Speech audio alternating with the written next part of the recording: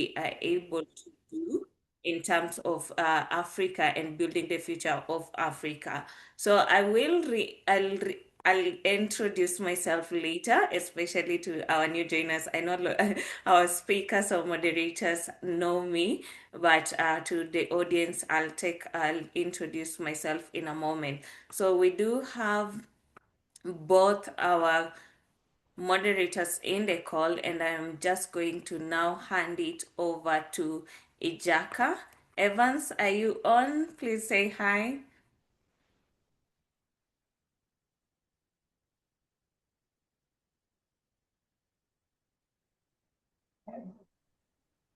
Hi, Terry. Yeah, how are you? I'm good. All right. We cannot see you. If we could see you, that would be lovely. And everyone, when it comes to this panel, Evans is the only gentleman. So everyone will be asking why.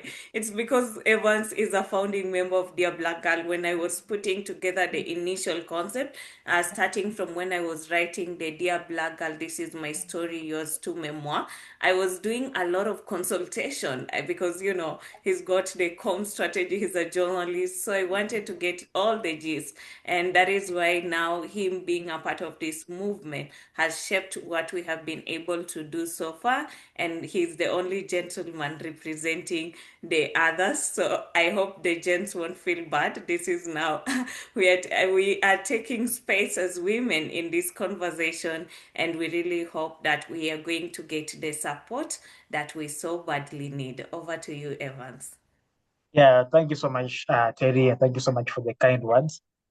Yeah, so for everyone, my name is Evan Jakam. I'm a communications practitioner, a digital journalist, and a development advocate. I currently serve as the communications officer for Strathmore Law School and correspondent at Commonwealth and contributing journalist at TV47 Kenya.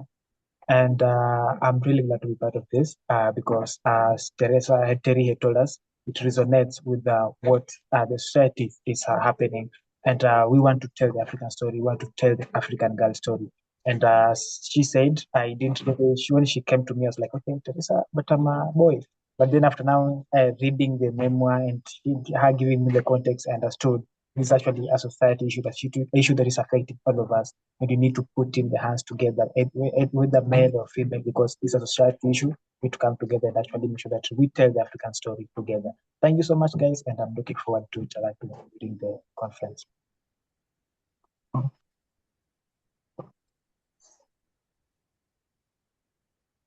All right, I think then we can go ahead and officially kickstart our meeting. I'll let Evans now continue from there as he'll be introducing our speakers. He'll also be introducing our co-host, who's the amazing lady that was interacting with us earlier, and then we will be moving from there. Evans, over to you. Thank you so much, Terry.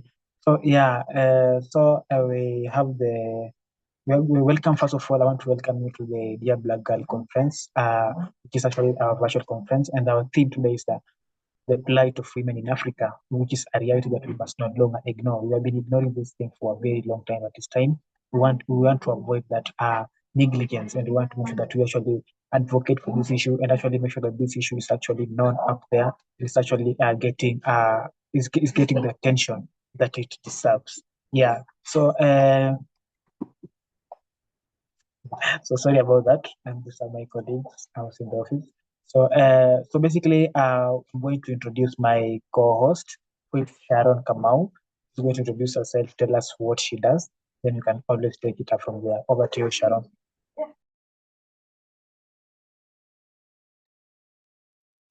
Hi, everybody. So good to see all of you here. My name is Sharon Kamau, the CEO and founder of Titan Consultancy, a communication strategy firm focusing on impactful storytelling, brand building, and of course, advocacy for change. Yeah, and I also work to advance women's rights and girls through strategic communication, policy advocacy, and community-centered narrative. I am very passionate about African stories by Africans, ensuring that authenticity, dignity, and local voices remain at the center of the global conversation. And today, as we start the plight of women in Africa, a reality that all of us must know, I am so happy to be the moderator of the day together with Evan, and we'll be taking turns in introducing the wonderful speakers that we have lined up. Thank you very much. Over to you. Yeah, thank you so much. Thank you so much, Sharon. That's all very fantastic. So we are going to have some few housekeeping. This being a virtual, rather than being a virtual meeting, we need to actually adhere to some housekeeping to ensure that our activity, our conference is very successful. And the first thing is that we're going to really prioritize turn taking. So when someone is speaking, can you let us use the tools that we have on the Zoom use. If you want to raise a hand, please raise a hand. If you want to contribute when someone is talking, maybe you don't want to interrupt, you can always type that on the chat. Also, please let us ensure that you actually mute when someone is speaking, because it's just about showing consideration uh, where someone is speaking.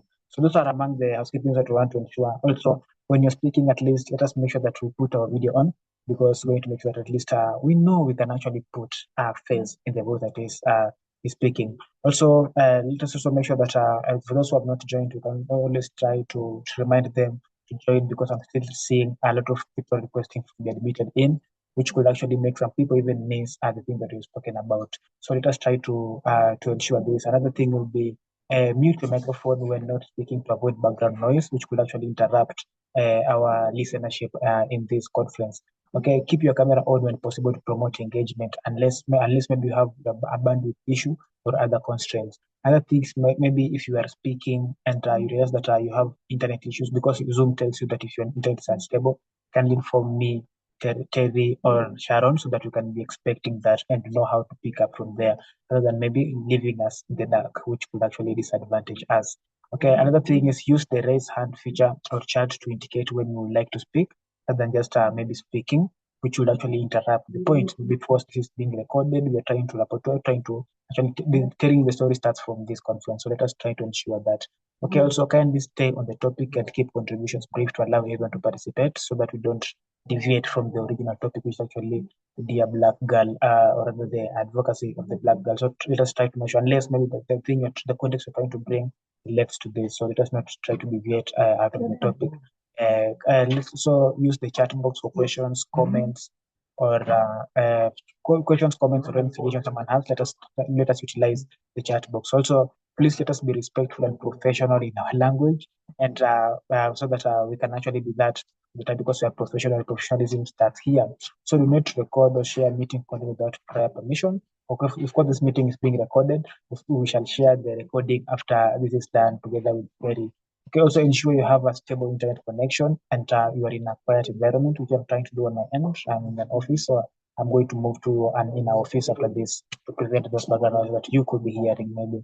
Okay. Also, the last thing is that the host and the moderator, that is me, Sharon, and Terry, we need to reserve the right to manage microphones and participation to ensure smooth flow of the meeting. So, if in case you have any question, yeah, kindly let us know. But basically, that is what we have at the moment. Okay. So we are going to start the framework, opening and decolonizing the narrative. So. So we started with welcoming remarks. As you can see on the screen, housekeeping rules that I already said, and I would really like all of us to adhere to that. Okay,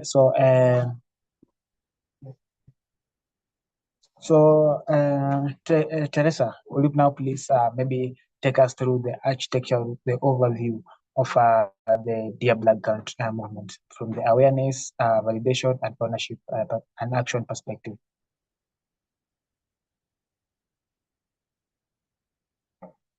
You are muted. Thank you so much, Evans, and good evening, good afternoon, good morning, everyone who's joining us. I'd like to appreciate you taking time to be with us on this call, to be able to go over the plight of women in Africa, a reality that we can no longer ignore. So I am Teresa Muliro. I am the founder of the Black Girl Movement, and I will be taking you through this part real quick. So I'm going to change my screen Let me know. Evans, please confirm that you can see the new screen that I am sharing. Still can't, but yeah, we can. Okay, perfect. So, Dear Black Girl is a movement that started out of frustration. I keep saying that, and I feel like most people will be like, what do you mean it started out of frustration? It's true, it started out of frustration from dealing with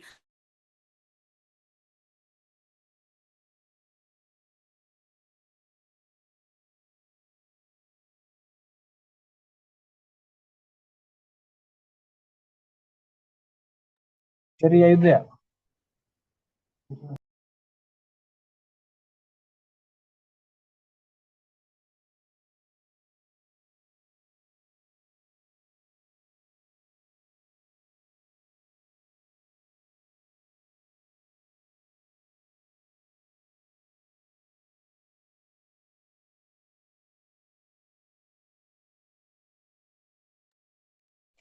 I think we have lost Terry.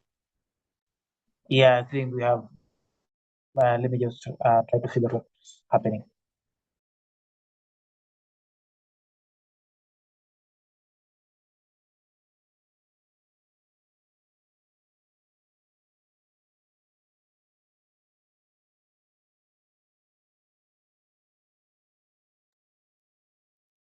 We can just give her a minute. I'm sure she's going to get back in. Yeah, she's back, Terry. So sorry, I don't know what happened.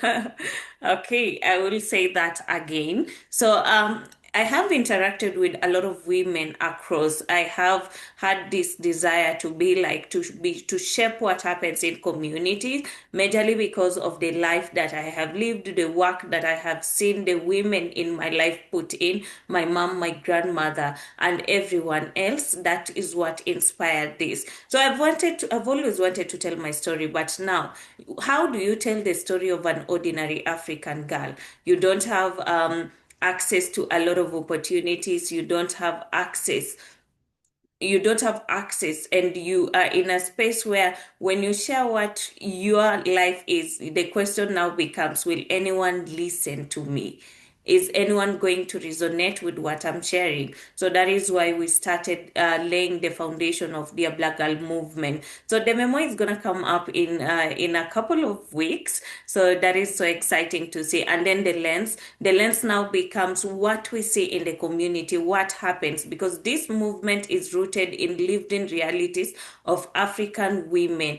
It's not like you are just saying things because you want to say. You see them, we see them. Sometimes we choose to ignore, but there are things that we see, and that is why what is shaping what we are establishing. And the reason why we are having this conversation is that we need voices that validate that this is needs to happen. This is why we should be continuing to establish this foundation, and throughout it all we are laying the heart, or we are laying the groundwork that leads to us being able to build now the Dear Black Girl Foundation, grounded on the feedback and the responses and the contributions from all of us, because this movement, as I've said, it is telling the collective story of not one, not two, but billions of African women. So that is where you see that we are talking about awareness. What is the roots? We need to identify the problematic systems. That is where we need to name the system. That is, we are accepting to own our truths, whether it is bad, whether it is good.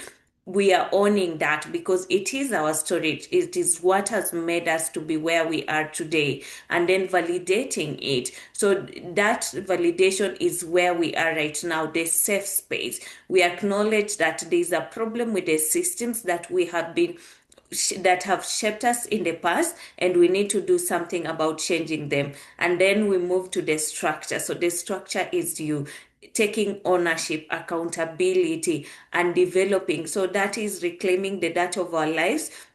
We are the builders, we are the architects. As we always say, we are the CEOs who design what is going to happen in the future. And then action. So at the end of this conversation, at the end of this, the dialogue that we're going to have, from the data that we're going to receive, what is the intended action. By the end of this, you should be in a space to be like, you know what, you need to act now. You need to transition from just listening. You need to transition from just, watching, and do something about it. That is collaborations, partnership, access to resources, and being able to shape all of that. So we start by exposing the ghost, the educational paradox. We're going to look at the invisible cog, and then we're going to move to destigmatization and also holistic healing, because when you look at all of this, it contributes to mental health, well-being, psychosocial support. We need to establish that, and then we need to reclaim our narratives, data sovereignty, our GDPs, realities, because when you check at the structures, the economic structures in Africa, you'll find that women we do have women who are working a lot, but this is translated into unpaid labor. That means they're not contributing to the GDP of the continent. But what if we translate that into something that will boost our GDP? So right now, Africa would be in a very different space.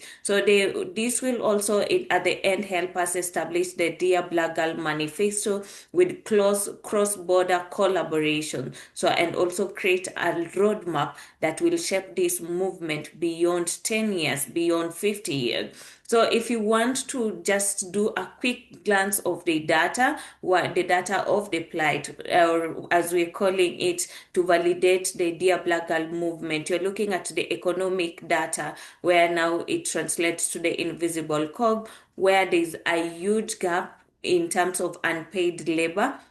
And this is in reference to the research that was done by the ILO. Women in Africa performed up to 4 times more unpaid care work than men. And this labor, if this labor was assigned monetary value, then it will significantly contribute to the GDP of the continent. And then now, beyond that, there's that layer that we have been going through, or we've been working through, which is the educational paradox.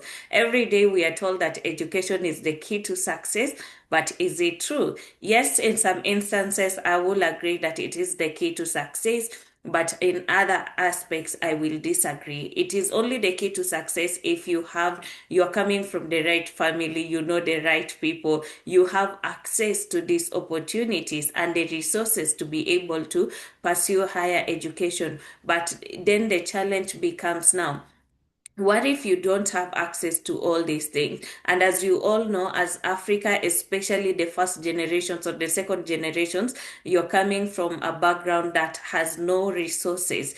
That means if they're educating you, I usually say you become their return on investment. So think of, you're educated, now you start carrying your family. You're the return of investment for your mother, your dad, and then you're carrying your siblings, because there's always these cases where you'll see a lot of complaint, like, he or she has money, but he or she is not supporting their family because it is black tax. So sometimes you want to do as much as you can to even build your life, to shape yourself, but you're unable to, because you are supposed to be taking care of 7 other people. So there is no time for you to contribute to creating wealth for yourself, or contribute to establishing yourself as an individual, because you're carrying this system that is behind you. And then there's the psychosocial support, the toil. Black people, Black women especially, have always been labeled as strong. So when someone sees you, they see you as strong because you're Black. So how do we transform that? Because it takes a mental toll on us. And because we have become shock absorbers, you don't talk about this thing.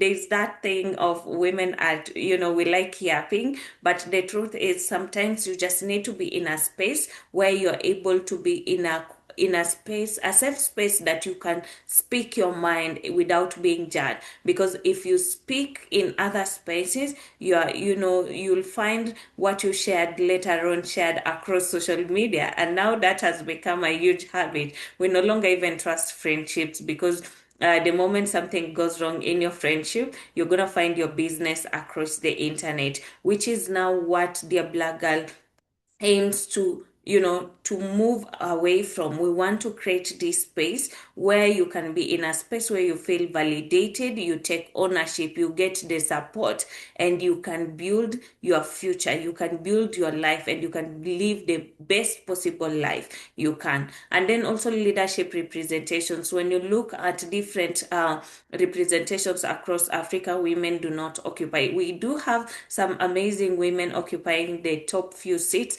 but there's just a handful of them. How about all these other women that do not have access to that? And also we'll just love to see, because this movement it's for every African woman. It's for every, whether you're in leadership, whether you're outside leadership, this is for you. So you should find a space within this, and we should also continue creating these spaces so that all of us collectively can share, can experience, can build a support system.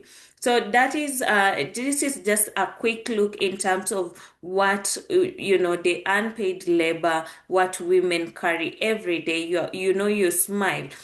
And when I say this, especially for the gents that are here with us today, I want you to think about your mom. Has she ever dreamt? And has she ever had a chance to actually pursue her dream? And if she had a chance to pursue her dream, what will that look like? What will her life transform to? So that means that if we are able to challenge ourselves today and be like, we need to work together and be able to lay a foundation that allows our moms, our sisters, our daughters to be able to shape, and we can give them the support, then they can contribute not only to building better societies, but they can also get to live their best life. Because I believe that when women rise, nations rise. I have been Teresa Muliro, the founder of the Black Girl Movement. Aside from that, I do a couple of things which we'll get to know more later on. I will also encourage the participants, the delegates, the speakers, please use the chat box, introduce yourself, what you do. You don't know. This is a very high level conversation that we are having, and all of us can shape one thing or the other. Over to you, Evans. Yeah, thank you so much, Terry. That was very, very fantastic.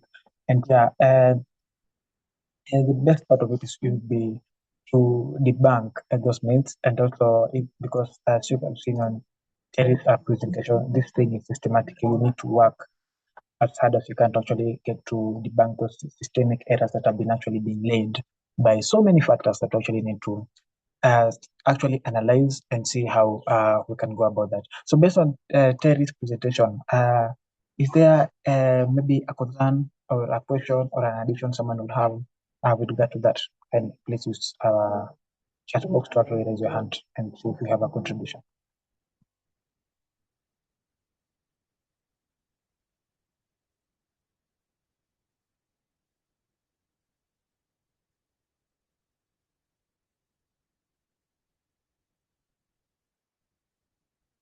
Okay. So, hi, Laurent, could you please unmute and tell us your views, what you've written in the chat?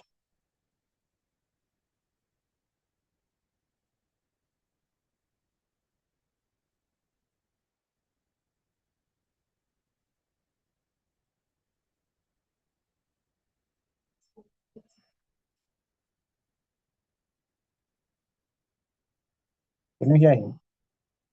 Because it's unmuted.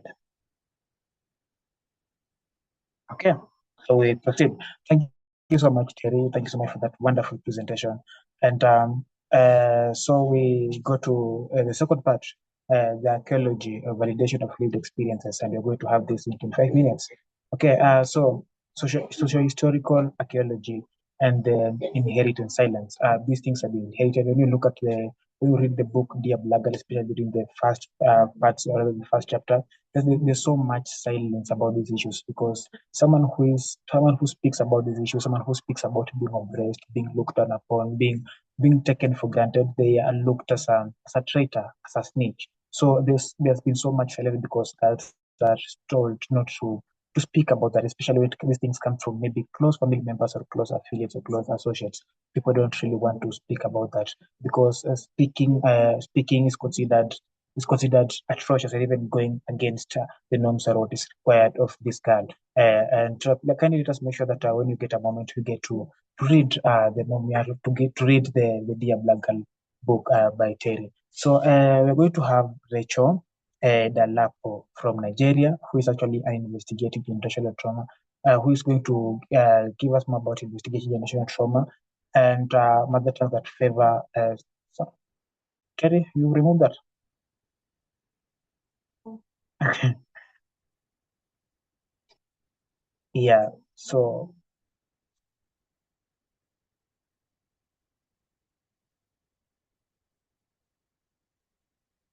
yeah. So we're going to have the second part, where we're going to have Rachel Dolapo from Nigeria, who's going to give us more about investigating generational trauma and mother tongue that favor silence over self-advocacy. Thank you so much, and please welcome Ms. Terry Dolapo.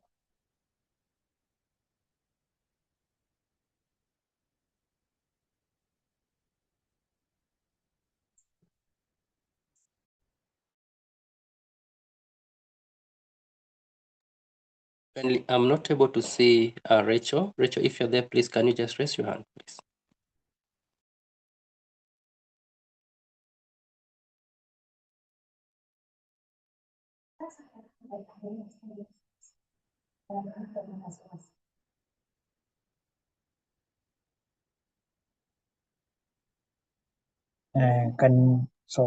Rachel seems to be having a struggle joining, so we can move to the next and then we'll come back to her later.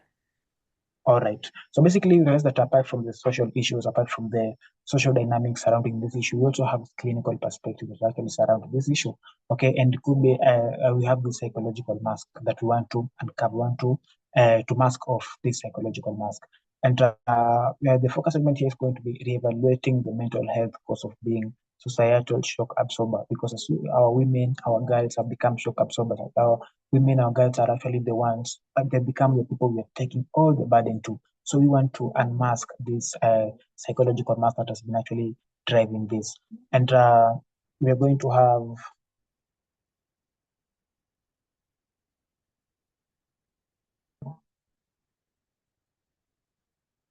is it Isabella? Thank you.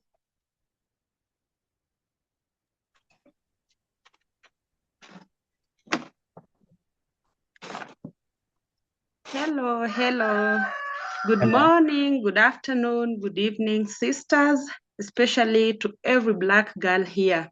From wherever you are, we are excited to have you this afternoon.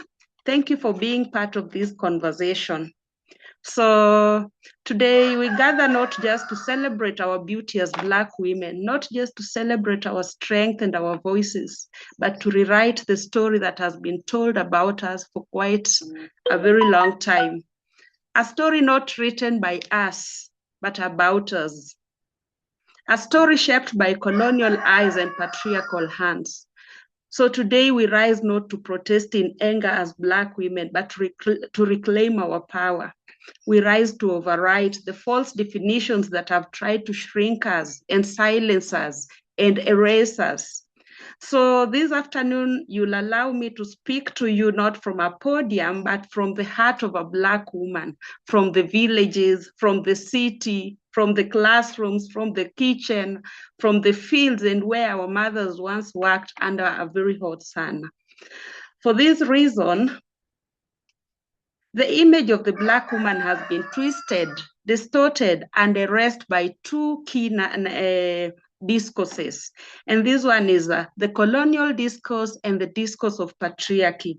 So we should begin by asking ourselves, how did colonialism shape our identity as Black women? Colonialism didn't just steal land and resources. It stole our identity as Black women. The colonizers came with a single lens.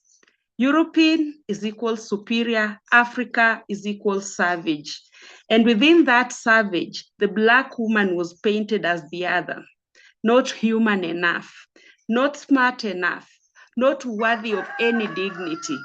So they called us naked, not knowing that our bodies were free before their shame was imposed.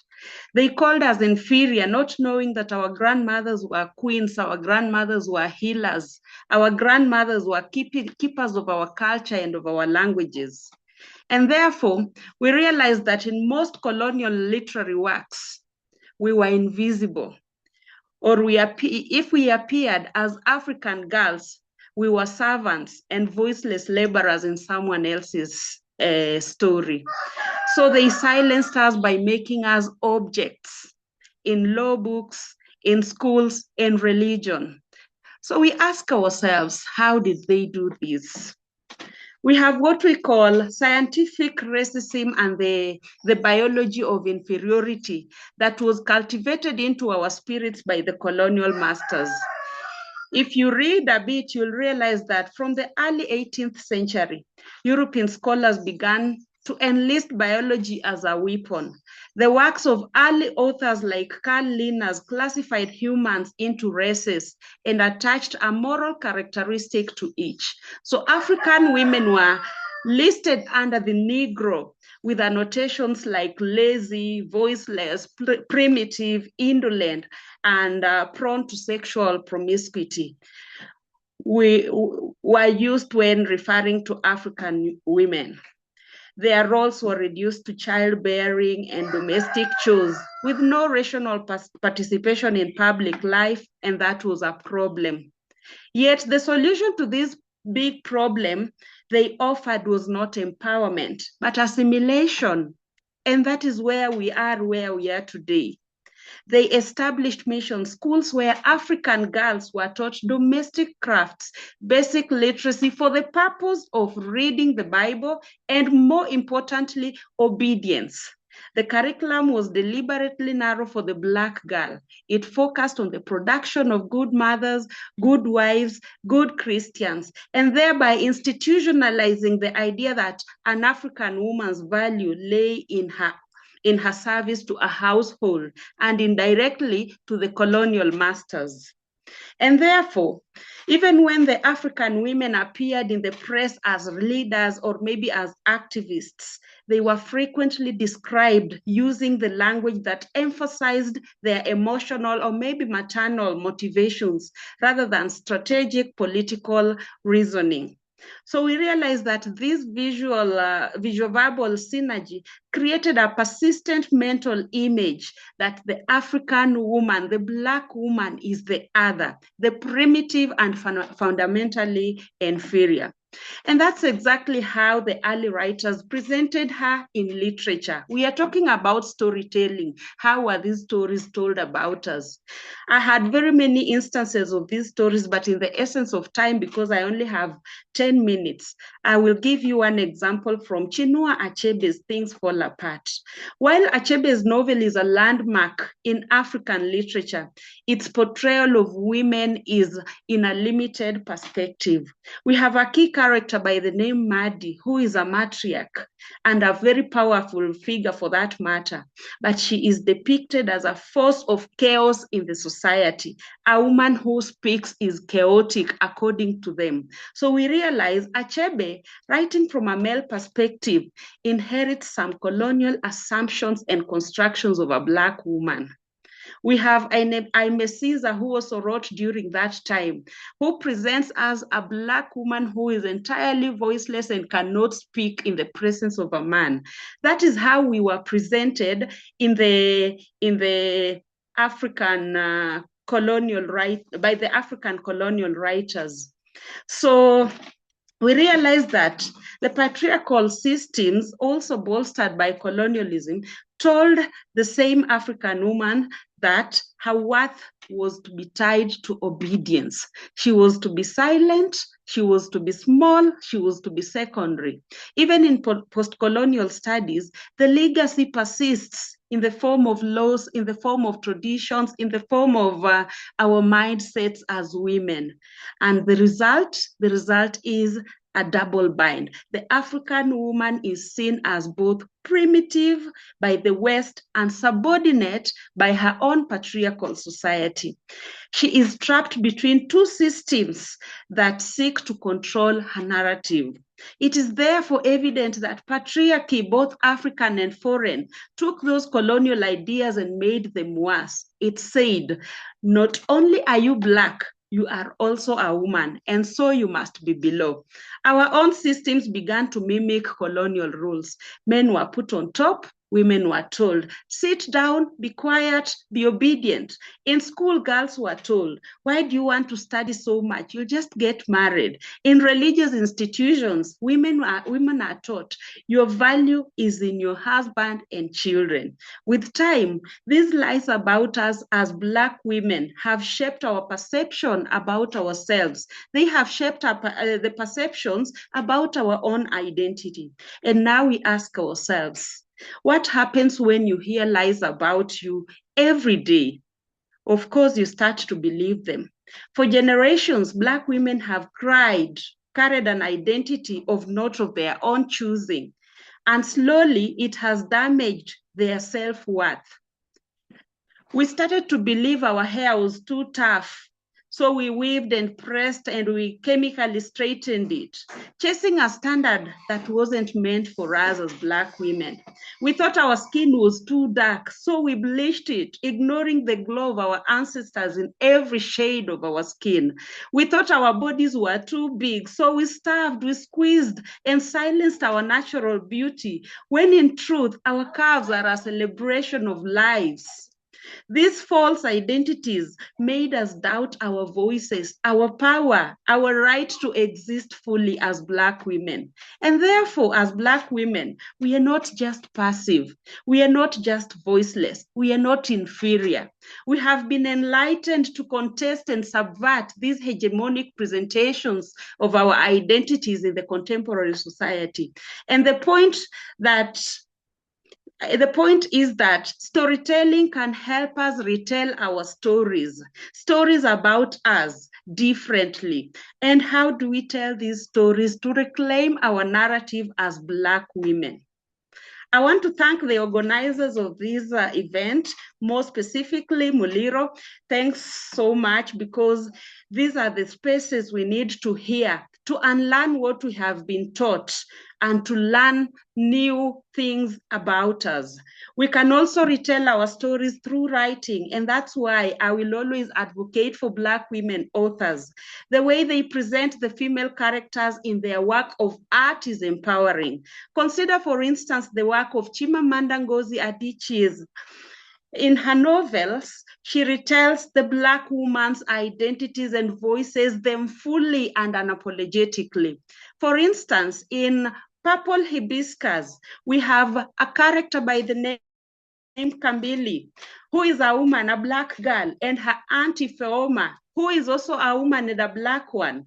They are empowered as Black women by contrasting their journeys of self-discovery, voice, and resistance against patriarchal and colonial mentality. Kambili initially is silenced and oppressed by her own father, who is devotedly religious and very abusive, by the name Eugene.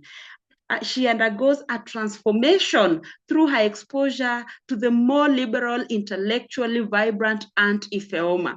Tfwala, as a strong, educated Black woman, models empowerment through her fearless expressions of her opinions, her commitment to truth in an extremely patriarchal society.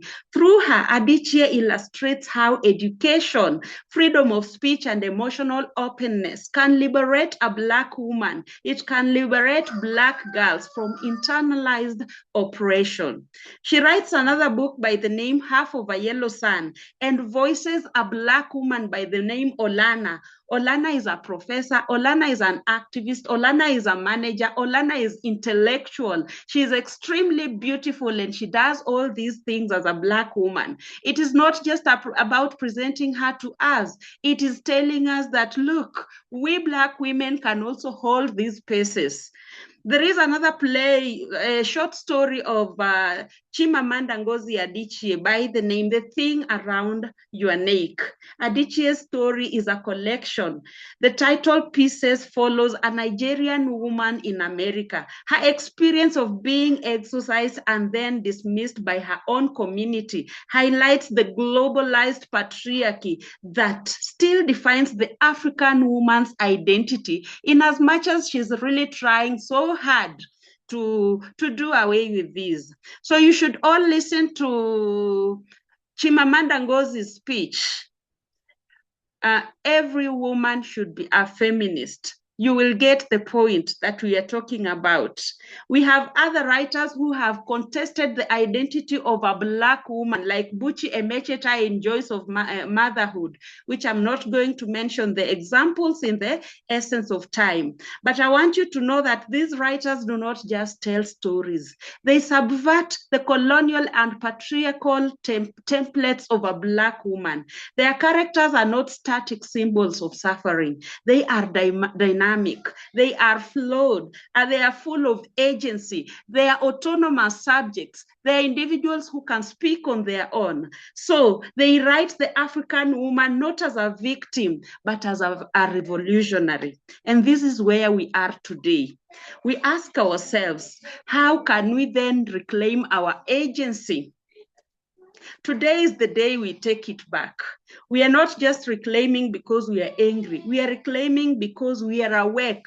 We know our rights. We know what is to be done. If you have the opportunity to write as a Black woman, please do it and speak out, because the very first thing we need to do as Black women is to speak, not to beg for space, but to declare our presence. Speak in classrooms, speak in boardrooms, speak in barazas, speak in poetry, in music. Let your voice be truth and be heard by everybody. Let your voice be the truth that nobody can erase. Number two, we educate, especially our girls. Teach them their rights. Teach them history. Teach them that Wangari Maathai was not just a tree planter. She was a revolutionary. And we need to respect her not as a tree planter, but as a revolutionary. Let us teach our girls what is right. And this moment is very, very important because there are young girls who are learning from this conversation. Number three, let us support each other as women. Lift your sister. Celebrate your sister's beauty without competition. When one of us is promoted, let us all rise. When one of us is hurt, let us all be available for them. Let us be compassionate, especially when it is woman to woman. Let us not join the men in fighting other women. Number four, let us redefine our beauty and our worth in our own terms. Wear your kanga like a crown. Let your braids swing like flags. Let your laugh echo like thunder. Be unapologetically Black. Be happy about yourself. Be happy about your skin color. Be unapologetically a woman. This is how we are going to do this conversation. And finally, we must take the lead, not just in homes, but in government, in science, in arts, in sports, in every places we have been told we do not belong. This is how we are going to redeem ourselves from the image that has been imposed upon us that is not what we are. Imagine a Kenya where a deaf Black girl from Mombasa knows her sign language is poetry.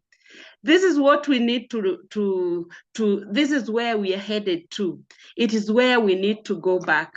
And therefore, sisters and a brother, I've seen one man here. We are not the other. We are the origin. We are not inferior. We are inheritors of empires, of wisdom, of fire. We are not voiceless. It's just that our voices have been silenced, but our voices in another part, in another way, have shaped nations. We are not subversive. We are sacred.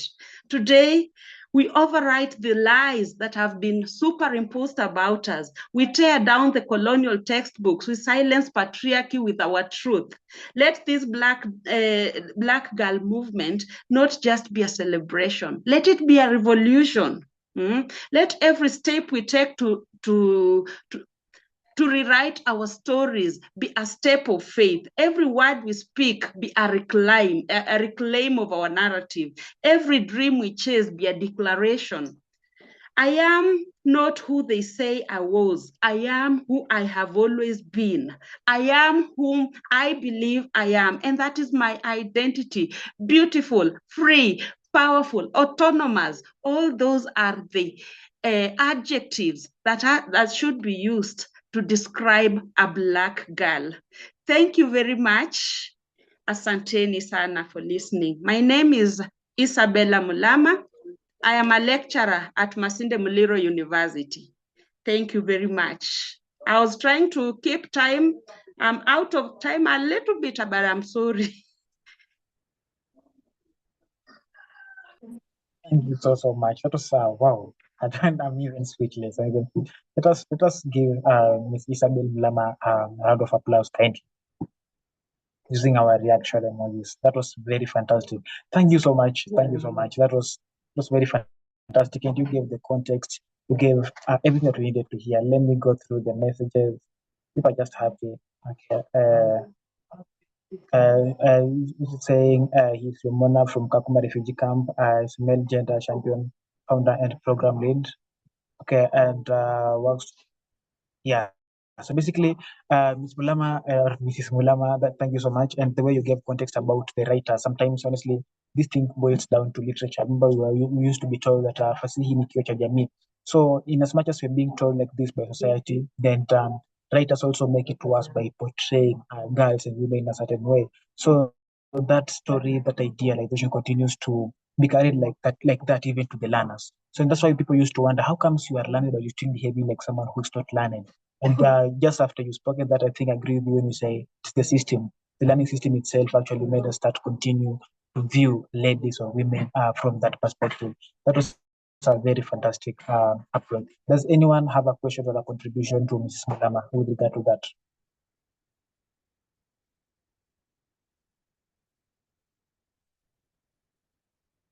Anyone?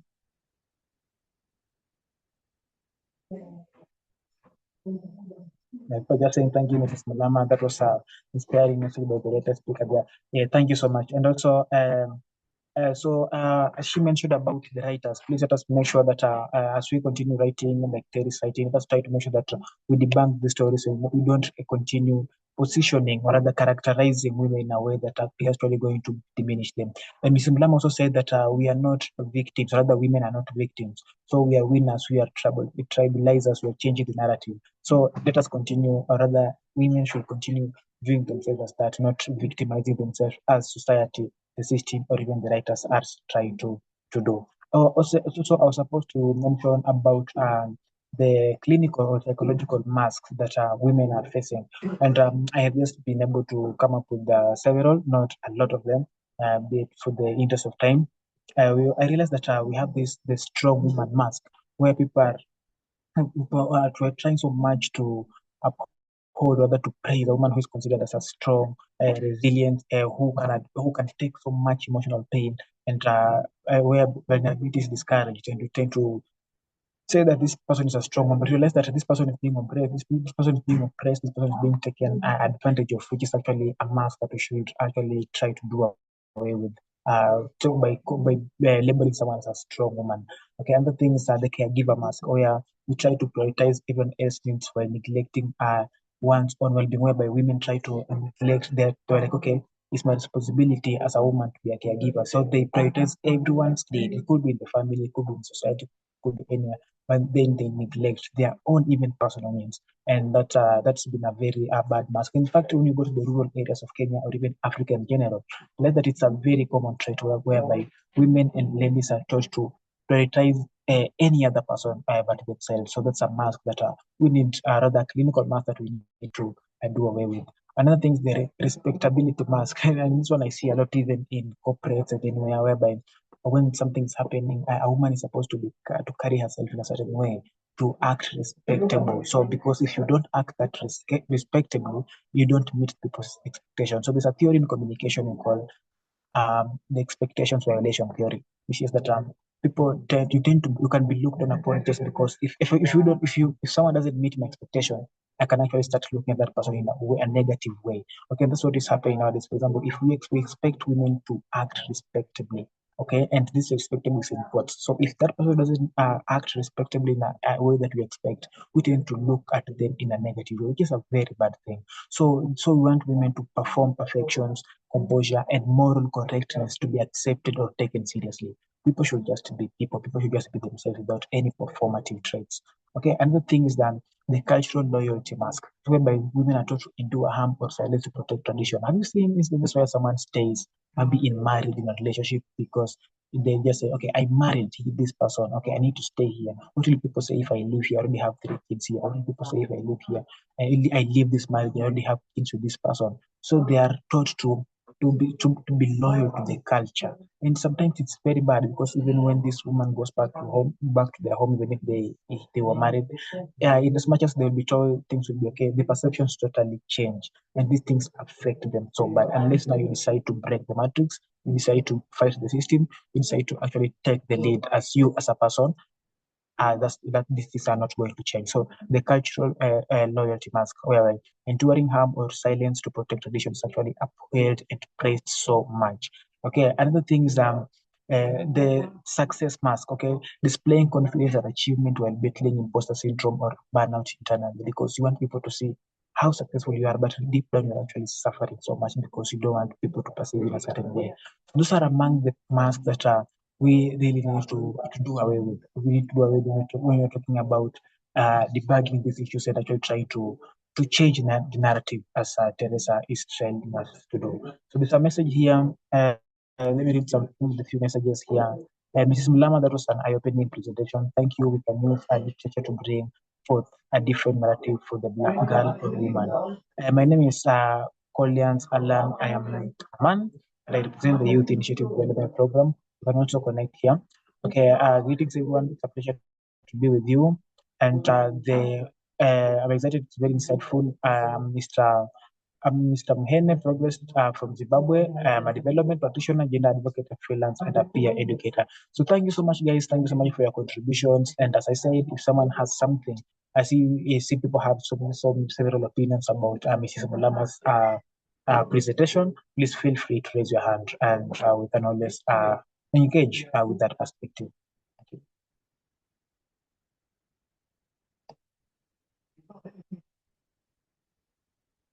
Yeah. Vivian Odera, you wanna add something?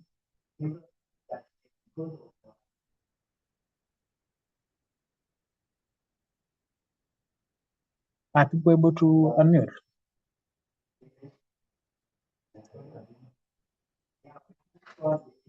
Okay. So with that said and done, thank you so much. Let us go to the next segment.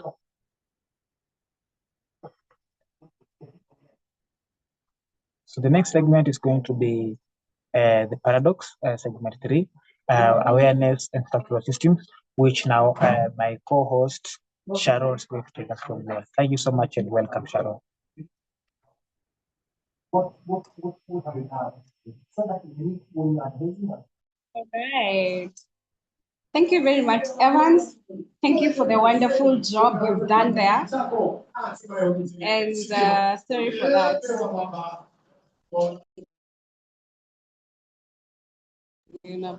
Okay. Sorry for that. A little bit of noise on my end, but I hope it's gone now. Thank you very much, Evans. You've done an amazing job in doing the presentation. And thank you, Isabella. you've done an amazing job. I was just here saying, you're just dropping gems after gems after gems. And maybe just before I call the next speaker, is I am so passionate about storytelling, and there's something she mentioned about storytelling. And she says, storytelling can help us retell our stories differently.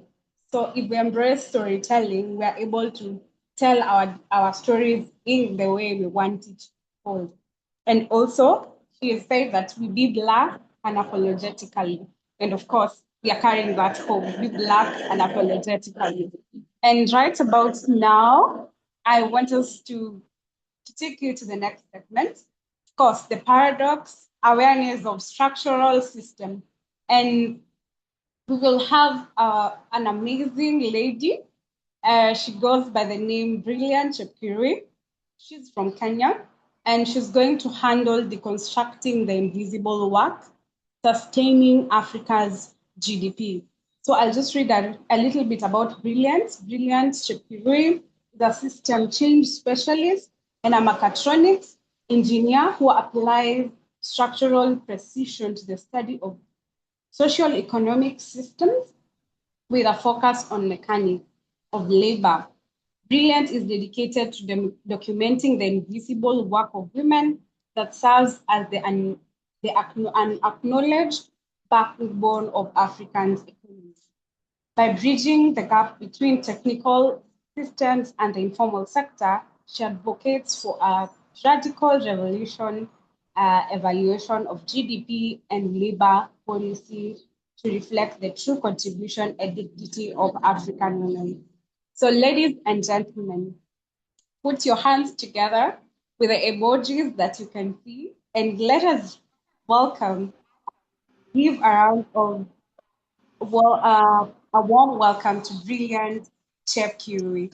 Thank you very much. Over to you, Brilliant. Thank you very much, Sharon.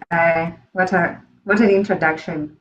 And thank you everybody for being here today.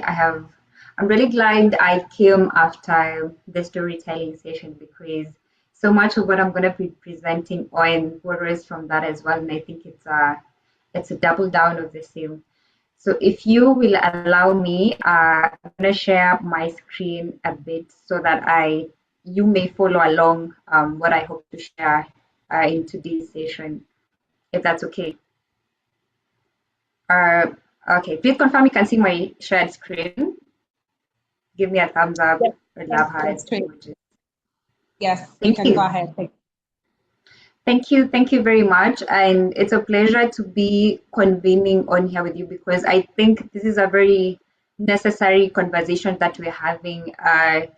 Oftentimes we say invisible labor, informal labor, and sometimes I think the packaging, how we put out some of these, drivers of our economies also counts to how we want to be depicted, especially within the economic framing of what labor and, technically what labor looks like.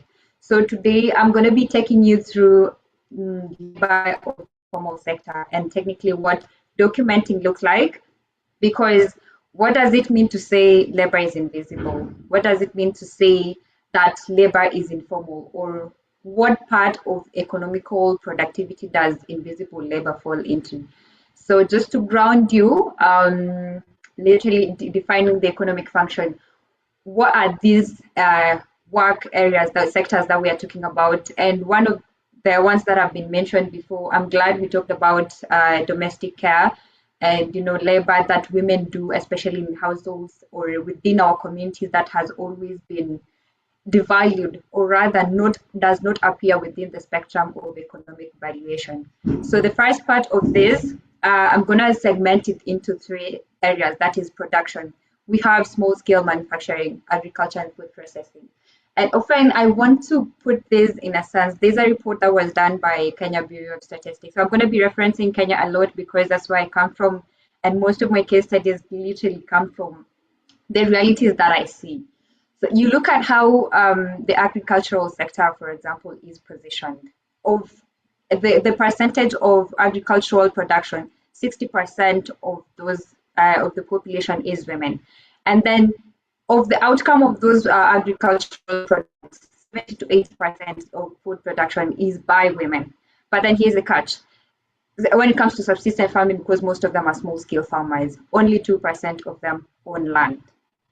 Because women in our settings, like our traditions, and also the positioning in social organization is that a woman cannot own land, a woman cannot inherit land, and most of the times, even women who have lands, their titles have to be under a man's name. And then secondly, we're going to explore what distribution looks like from when now that those products have been, the outcomes of those agricultural production, for example, what does distribution look like? This covers things like transportation, for example. We have people who, they call them hawkers sometimes, but these are people who bring the basic necessities to you. They make your transport, or rather convenience. You can almost shop for anything when you're on the road because these are people who avail these necessities to you. And then the service sector. This is where domestic care and domestic labor caregiving falls under, because this is the biggest widespread and some of the biggest driver of most of our economies. So then, what are some of the existing, what does it look like currently? So traditionally, I want us to look at history because I'm glad also Mulama talked about, how colonialism shaped, especially labor and the position of women within not just social organization, but the general spectrum. Is women were always known to lead mutual aid groups, for example. They used to be the one who called communities. They bring together people. If somebody has need, or somebody has been deceased, for example, if somebody loses somebody, women are known to bring together these communities to organize for how they're going to show up with these families, for example. They manage food systems, household economies, and men were given the role of provision. So when provision is on the side, and then women manage those food systems. So they make use of the provision that has been done by men. Let's look at how this segregation also shapes what the positioning of labor within our economic frameworks look like. So there is measurement bias. One, there is no data, and literally most of the work that gets or valued within our economic spectrums as well are white collar jobs. If you can work from an office, for example, if you have a 9 to 5, if your work looks like a service that can be, tangible services, for example. So there is no data that shows that this is the work that can be valued. I was having a conversation sometimes with some of young or older people who work in volunteerism within the United Nations, and they were talking about the need to value volunteer work, for example. And one of the biggest conundrums was there was no metric to measure the work that women do, especially caregiving and domestic labor. So everything gets valued, but when it comes to caregiving, for example, there's no metric to do that. Why isn't there a metric to measure the work that women do? And then there's legal and policy blind spots, the policies that I talk about. If you can't say something is not tangible enough, they say we can't value what we can't see. But for something like service, how do you expect to see service when women wake up, they prepare children to go to school long before everybody literally goes to work, and they have done the labor within that space so that everything else runs in the course of the day? So social and gender norms also shape that, because our African settings have these stereotypes where women are supposed to do the caregiving, women are the primary caregivers, women tend to small-scale farms, women do the work of, household work. They are supposed to prepare food, be in the kitchen. But those are the people that power our economies, because how then would you say a person gets to go to work, like someone, for example, if they haven't eaten, or if there's nobody who prepared the food, or if there's, for example, there's no way services, even within those white collar jobs, these services that sometimes are reserved for women. And then often when there's no data, there's no protection guarantee. Because I often like to use the case of women who go to Saudi Arabia to do jobs. And we've seen, in my country, we've had very rampant cases where women get abused because of the household work that they do.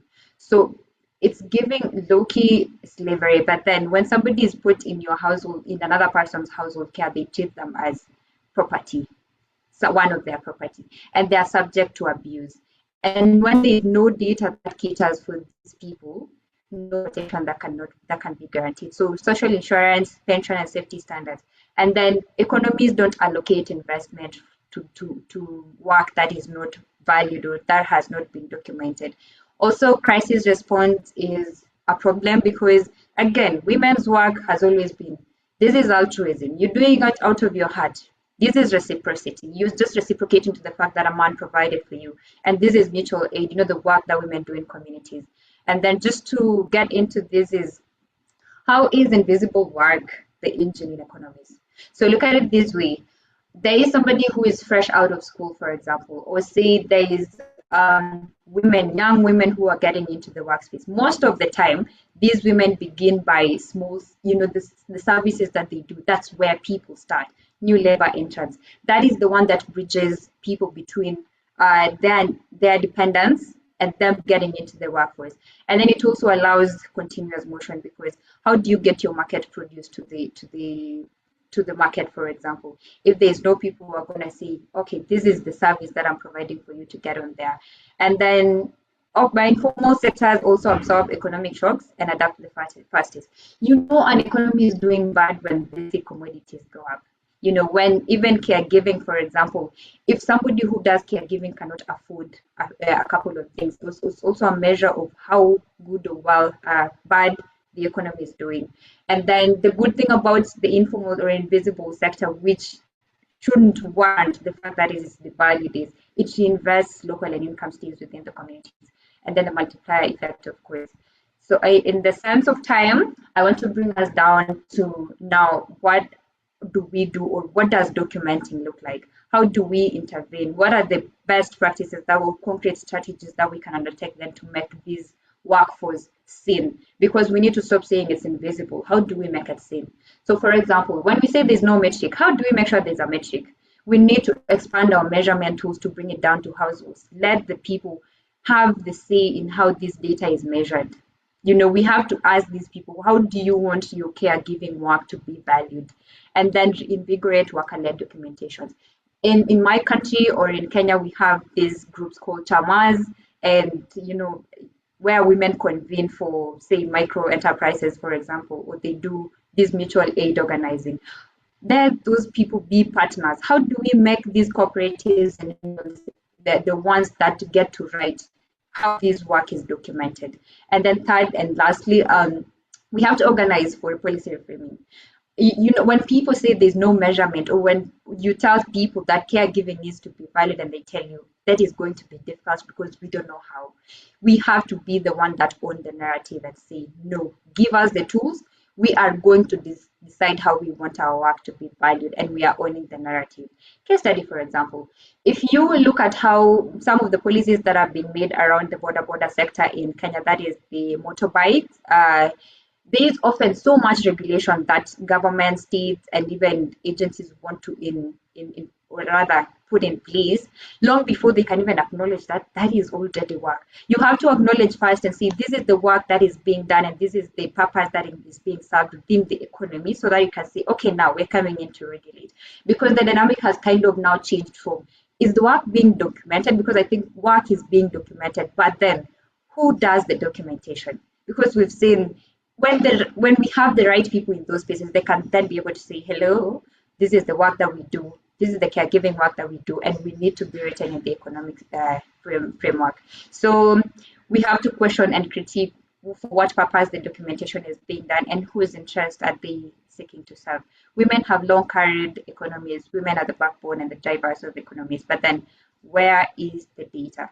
So this is why we need to bring it down to see then we have to be seen within the system. Systems, yes, they respond to what is written, what is visibly runs, but we have to write the metrics ourselves, because documenting informal labor means we are translating what is invisible, because this, again, it is survival and it is what powers our economies, and then we bring it down to recognized economic participation.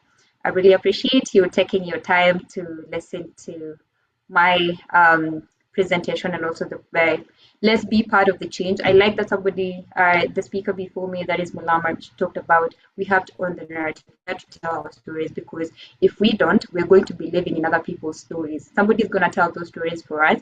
If we don't document, if we don't provide the data, if we don't put ourselves forcefully within the ecosystems and demand and say we want to be the people that that drive the data, how this data is being documented, we are going to be left out. And we have to do that as aggressively as we can because systems almost inherently leave us out. So thank you very much. And back to you, Sharon.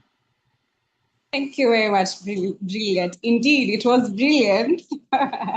Thank you so much. That was an amazing session. And as we all say, there's nothing for us without us. So yes, something that can really sum it up, and everything that Brilliant has just said is just, there's nothing for us without us. So let us lead the conversation. Let's talk about care work. Let's talk about the work we do as women. And let's be in the decision-making table.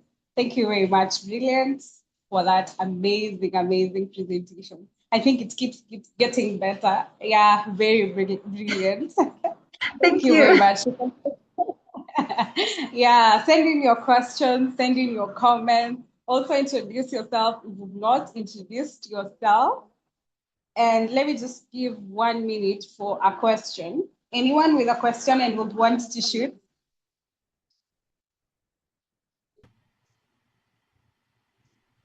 Okay. All right. I think we can just continue. If a question pops up, I'll definitely read it out. And thank you very much, Brilliant. You've done an amazing job. And thank you for also accepting to be one of our speakers. Indeed, it's the plight of the girl child, of the Black girl child. Amazing. So right about now, we allow us to move to the next segment of the education paradox, the political economy of empowerment. And this amazing session is going to be led by none other than Colisile. I cannot pronounce the other one because it has a click, and apparently I don't know how to make the click sound. She's going to help us make that click sound. And let me just introduce her a little bit. So Colisile is an award-winning author and global wealth strategist. She is transformative leader and financial coach with over 15 years of impact in decolonized development and generational wealth. So ladies and gentlemen, with all the emojis that you can find, allow me to welcome Miss Colisile all the way from Eswatini. All right, thank you so much. Thank you so much, Sharon. Hi, everyone. Good afternoon. It is such a pleasure and an honor for me to be here. I am super excited. Let me see if I can get to share my presentation. Can I do it? Let's see. Do I have rights to share? Let's see. But also, I don't want this share screen. One participant can share at a time. Okay, hold on. Okay, I also don't want to take time trying to figure out this sharing thing. Maybe I can just go ahead and I can always share my presentation. It's absolutely fine. I know I only have 10 minutes and that's not a whole lot of time, but I will highlight a few key points. I know that we were told that education, Terry did say this earlier, that we were told that education is the key of success. And in our minds, that generally sounds like you have to go to school, work hard, get an education, get a good job, then you would have made it in life. But how many of us can actually say that they've had that experience? I know some of us have, but I know a lot of us have struggled, even with the education. Because currently the education system in most African countries, actually, it trains us for jobs that do not exist, in economies that do not absorb graduates, and a system that rewards compliance and not innovation. Last year in April, I published my second book, Black People Get Your Money Right, How History is Stopping You from Creating Generational Wealth. And in this book, I actually document how colonization, apartheid in Namibia and South Africa, and slavery in the US, how they were all systems primarily carved to steal wealth from Africa and Africans. So I speak about how we were colonized in our education system, in our mind. There's actually a methodology that was used. There's a book called How to Make a Slave. It talks about how they colonized our minds for us to think the way we actually think. We were colonized, and even in our education system, we were colonized. I think a speaker earlier, I think it was Dr. Isabella, who spoke about this, that, even our education system, we were told that a white man is superior. We were told that he's a savior, he knows it all, and that we were powerless and we need to embrace poverty. All those things have remained in the mind of Black people, of us as Black women. And most of us, we pursue degrees or education to secure a job and earn a modest salary. Well, true liberation includes financial freedom. And studies actually tell us that it is very hard to be wealthy through earning a salary, especially when it's one salary. Studies say that an average millionaire has about 7 streams of income. And when you look in the Bible, for those who go to church, the Bible in Ecclesiastes actually say have 7 or 8 streams of income. So getting one job is actually a concept that was for colonization so that they can control you. Because if you have one job and you're taking care of your family using that job, you don't want to lose that job. And you won't be a troublemaker. You will keep quiet and, you'll be nice because, you'll be thinking, who's going to feed my children? But actually, that's not the concept of life. That's not how we're meant to survive. We are meant to have several streams of income. So now I need us to start unlearning and relearning. And there are 5 key things that I want to highlight that I have learned. And that I do because I'm a certified finance coach and I'm a trainer. So I train people how to create generational wealth. I train people how to make your skills work for you so you can actually achieve your dreams in life. The first thing, and I know that somebody else spoke about this, I think it was Dr. Isabella again, unless I'm mistaken, but I think it was her who spoke about the importance of identity. Who are you?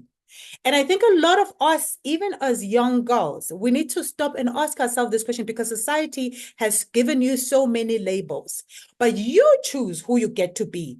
I think Terry said earlier that you are the CEO of your life. And a lot of us, we've been told that, be a good girl. And then eventually you get married to a good man who's going to take care of you, build your home, do this and that. Well, it doesn't always happen. Okay, so forget about somebody's going to come take care of you, somebody's going to save you. You have to save yourself. So when you sit down and you define yourself, you say, who am I? When I'm not somebody's mother, when I'm not somebody's wife, when I don't have a PhD, when I'm not my job title, who am I? And I have learned, for me, what has helped me define myself is who God says I am. Because before I was even in my mother's womb, he knew me and he defined who I'm to become. So it doesn't matter what family I was born into, whether it was poor or rich, because I was perfect before I came into this world. So that perfection then tells you don't have to earn it. You don't have to earn goodness. You are perfect the way you are. So whatever family you got into, yes, that family then programmed you a certain way. The society you're born into programmed you. You need to deprogram yourself. So that's the first and foremost thing that I teach girls, that I teach people when I talk about money.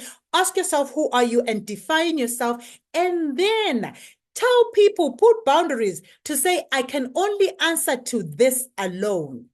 You see, there's a thing that we women do, even as we grow up, you go on, you get married, and then maybe you get divorced, and people fall apart because they had now started defining themselves as Mrs. So-and-so, and now because the husband is no longer there and she's divorced, now she's falling apart, and I tell people that whether you're married or you're not, even in your marriage, you still remain with the identity because God called you perfect before you were formed, fearfully and wonderfully made. You are the head and not the tail. So those things should never, at some point, it doesn't matter what happened in your life, you should never ever change your identity because the society expects you to. So I think us as Black girls, go back. I don't care how old you are, define yourself. Who are you? And then secondly, what is your purpose in life? Why are you here? Because as long as you don't know why you're on this earth for, you will keep competing, following trends, doing what so-and-so is doing. But when you understand, then you will know that you have a purpose and then you build your life around it. The education you get, it should help you pursue your purpose. And we talk about now, the degrees that we get. Why did you get that particular degree that you got? Maybe because somebody told you can get a job with that degree. It's not supposed to be like that. You're supposed to pursue something that will help you achieve your purpose in this world. Why are you here? So that is absolutely important. And as I've been teaching, learning financial literacy, most of your money is tied around your purpose, because your money is a tool that is supposed to help you achieve your purpose. As long as you don't know why you're here, you're going to struggle. As long as that education, you will keep, yes, the system is not good. Yes, the system is not working for us. But I tell you, I don't care what the system does or says. When you know who you are and you know your purpose, you will find your way around the system. You will go over it, under it, around it. I don't care. But you will make sure your purpose is achieved. So that's very important. Find that purpose and build your life around it. And then the third thing that I always say, it is very important. Define your destiny and your vision. What do you want? That is why I'm a huge advocate of vision boards. What is your vision board? What are your objectives in life? Short term, medium term, long term. What is it that you want? What is your vision? How will you know when you've achieved? Because, as women, I know they call us strong, they call us this. I say, as women, all you need to know when you know yourself, it doesn't matter what they call you, call yourself that which you call yourself, and then have a vision for achieving your life. Silence the noise. Society doesn't matter. Silence the noise. And then pursue that vision with all you've got. And anything that does not fit into that vision, into your destiny, where you're going, get it out of your way. So even, and I know we try to reduce ourselves, put ourselves in a tiny little box so we can be palatable to men. Oh, nobody's going to marry me if I'm this focused woman, if I'm this woman who's got money, who's achieving, the right man, the one who's for you, would actually worship the ground you walk on. In your perfection, in your beauty, in your witness, and in your strength, and in your strength. And I say in your witness, in that, I decided a long time ago that this whole thing that, empowered girl, I don't need nothing. Not that. Me, I'm soft and I'm strong at the same time. I want to, it's my life. I've defined it. I want flowers. I want a man to take care of me. Not because I can't take care of myself, but because I want to. And tell you the truth, the good man will want to too. He will want to take care of you. But if he doesn't take care of me, he's the kind of man, well, he can keep going. It's okay. I decide. We should decide. It doesn't matter what the situation is, the society is. You should decide where you're going, what is your vision, and anything else that doesn't fit into that, you fire it. You are the CEO of your life. And then the last thing I want to highlight in that 5 is, it's not the last thing, the 4th thing. What are your gifts? What are your talents? What are your skills? Absolutely necessary. Education should just bring you the skills that you need to hone your gifts and your talents, because that's where your money is at. So I told girls, whether you're educated, you've got 10 degrees, it doesn't really matter. Whether you've got 0 degrees, just get the skills that will help you achieve your purpose in life. So the education as it is not enough, because we know it was meant by colonizers for us to achieve their dreams. Now go get the education to help you achieve your dream. What are the skills that you need for you to achieve your purpose? Go out there as a girl. Be unapologetic about getting your skills and living the best life that you want, regardless of what society and anybody else says. You've got natural gifts already. How are those making money for you? They're supposed to be making you rich, girl.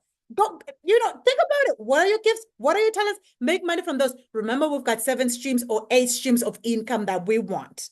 So even though the education system is failing us, forget it. Go get the skills that you need. And then the 5th thing is learn financial literacy and do personal development. A lot of us have a lot of unlearning and relearning. I've been doing that, working on myself. It's a constant. You are constantly a work in progress. I say the biggest project you will ever undertake in your life, it is yourself. Personal development. Keep on learning, relearning, financial literacy. A lot of us didn't learn it in school. And I tell you this, I don't have time. One day, I hope I get to tell my story. And you will realize that, with every degree that I've got, my master's degree, it didn't cushion me from losing a lot of money because I did not know how to manage my money. So girl, learn to manage your money, because you deserve those millions and those billions. But if you don't know how to manage them, even the little that you make, you're not going to build generational wealth with it. Even if you make a lot, because I've made a lot of money and lost it all. because I didn't know how to manage it. So the money, it doesn't matter how much money you're making. If you don't know how to manage your money, you will keep going around in circles. So let's get that financial literacy. So I'm going to go to my last part because I know I don't have a lot of time. I know I speak fast. I hope you guys are hearing me and hearing me well. Last part, what do we need to do as a collective? Because I was talking to us as individuals. We all have a responsibility. Yes, we speak about the fact that we need to decolonize because we were colonized. There are systems in place that are still meant to keep us down. But now I am moving us forward to say, how do we move forward? I was speaking to us as individuals. Now, as a collective, one, we need to work together. Whatever space that you are in, we need to work together to decolonize the mind with the right education. Whatever influence you do, I tell people, if you learn something today, go teach somebody else. Already, the system itself, if you are in a position of power to change the education system in your country, change that, because that is supposed to help us decolonize our minds as Africans. We should remember that a lot of us, when we got independence, it was partial decolonization. We took that political power, but it is useless without the economic system, because the economic system that we're still using are from colonizers. They're serving colonizers, they're not serving us. So we need to do a total decolonization. We need to decolonize our politics ourselves. They call them game, and I always say, they say politics is a game. I'm like, but it's people's lives. How is it a game, and how are we comfortable making them a game? Anyways, we need to do that politics, economically, socially, including religion, because religion was used to make us, to colonize us, technologically, environmentally, and legally. A lot of our laws that we still use in African countries are still laws that were left in place. I mean, by our colonizers. Doesn't make sense. But a lot of us are comfortable and are fine with that. So there's a whole lot of work that we still do. And all of us are responsible, not only to decolonize our minds and decolonize our lives, but to decolonize the spaces that we live in. And I think with that, I know I probably have taken more time than I should have taken, but it was my absolute pleasure. Terry, thank you so much for inviting me, Queen. And thank you so much for everybody joining here. I do hope I gave you something today. Thank you. Amazing, amazing, amazing. That was an amazing presentation. I feel like I've been slapped to the right, to the left, and told to wake up. Thank you very much, Colisile. That was amazing, amazing. And I know people are saying in the chat, very fruitful. Hey, let me see another one. Sorry, just a minute. Allow me to read a few of these. Wow, I'm really getting enlightened. What a presentation. And then someone else says, very fruitful, interesting fact, very impressive. Education is not just enough. And one thing that I've picked from the conversation is let your skills work for you, and also believe in yourself, and also embrace the soft girl that you are. Accept flowers, opening the doors. Yeah, let a man be a man, and of course, let you be the girl that you're supposed to be. Thank you very much, Colisile. I think we need to talk to Terry to increase the time in the next one, so that we really, really have this conversation, because I love the way the conversation is heading to and it's going to. And thank you very much. You surely need to come to Eswatini for this. Yes, yes. Thank you very much. Thank you very much. That was an amazing presentation, an eye-opener, and we are really learning. Thank you very much. Continue to send in your comments, send in your questions. And someone, Mohammed, says it's amazing and fruitful, especially on financial literacy. Yes, I agree that we all need some financial literacy classes, because we make a lot of money and sometimes we're not able to tell where our money has gone to. Yeah, so thank you very much. Gertrude Tala says that was amazing. And we cannot emphasize enough how amazing this was. Thank you very much, Colisile. We look forward to interacting with you and also, having this conversation further. Thank you very much. So any question, any addition? All right, there are no questions, additions. Please let's shower Colisile with a lot of emojis. let's all the emojis, your favorite emoji, make sure you use it. And we can go to the next one, who is Janet, all the way from Ghana. And she's going to handle substantive representation. So beyond the tokenism, how do we analyze the gap between the female presence in politics and actually policy influence? And allow me to read just a little bit about Janet. And Janet is a youth leader, a policy practitioner, and a writer. She is a dedicated advocate for youth women's representation, moving beyond symbolism to real influence. As the founder of Dream Africa and co-chair of the Ghana 50 movement, she leverages her experience in student parliament and policy-oriented spaces to mentor the next generation of African leaders in civic engagement and narrative change. So, ladies and gentlemen, right about now, allow me to introduce to you Miss Janet Nyarko from Ghana, a brand strategist, diplomat, and public speaker and SDG advocate. Let's welcome Miss Janet once again. Yeah. Please react with the emojis that you'll see. Thank you. Amazing. Very good. So, Janet, over to you.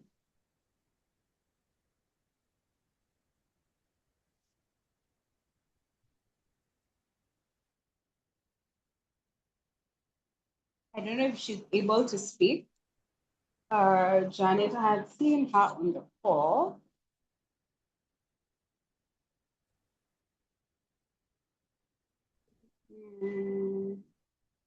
Okay, Janet.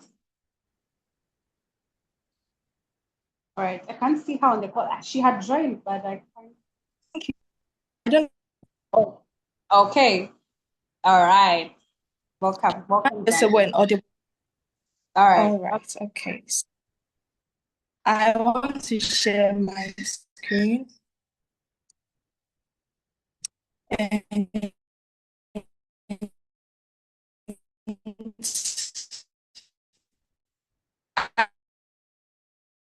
I don't know if you can see my face.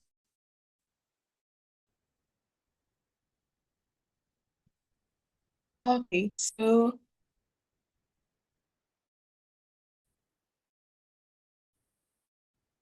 a very huge thank you to the movies range and substantive.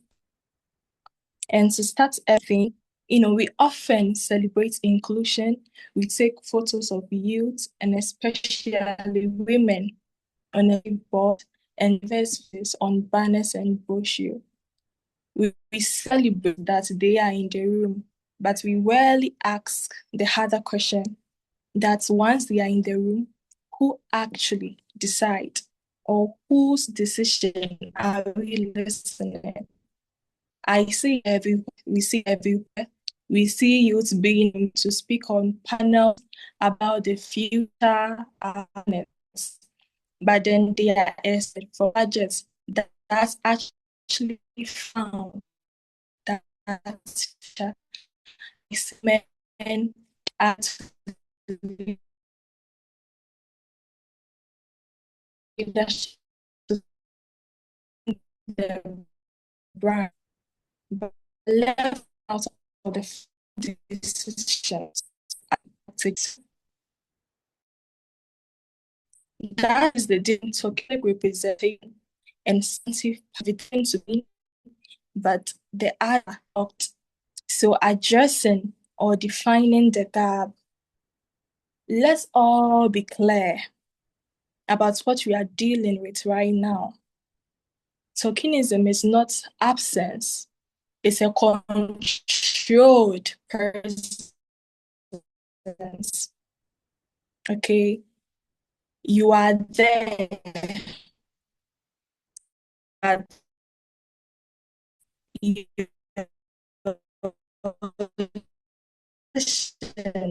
is not big in influence.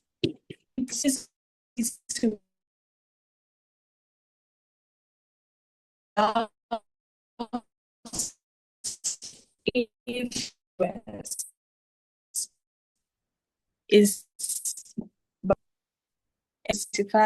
You see the in youth worship at Global Kids Conference. We invite young activists, women activists, and we give them the microphone for like 3 minutes to give their speech, whilst the policy documents that we are talking about are already signed and sealed by older men in suits before even the speech even begins.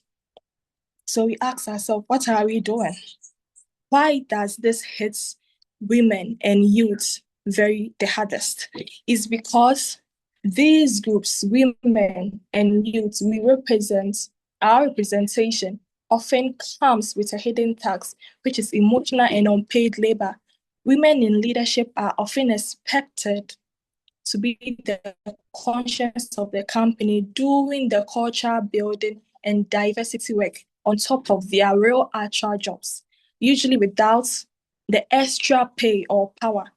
And then youth are also expected to bring passion and energy, but they are met with an age hierarchy that says that, oh, you have to wait for your turn because you are too young to lead.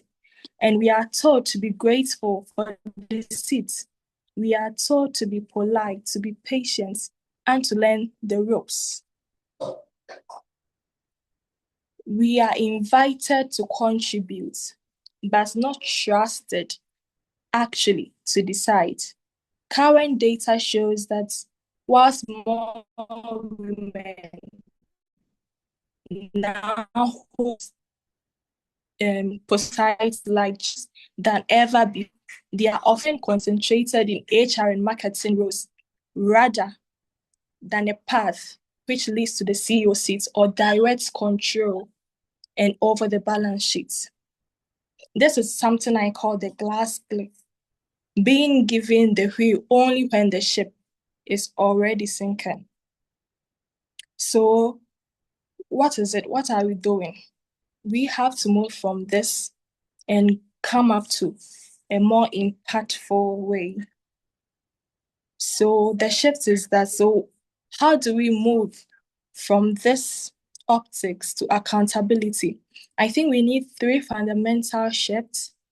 And the first one is to move from advisory to deciding. If a youth council or women's committee cannot veto a decision, they are just a focus group that is there. There is no any power block. Real power means having a voice that can stop a bad idea or start a good one. They shouldn't just be sitting there. They shouldn't just be on the table, but rather they should have access to the money. Their decisions needs to be taking place. And the second one is that move from present to resources representation.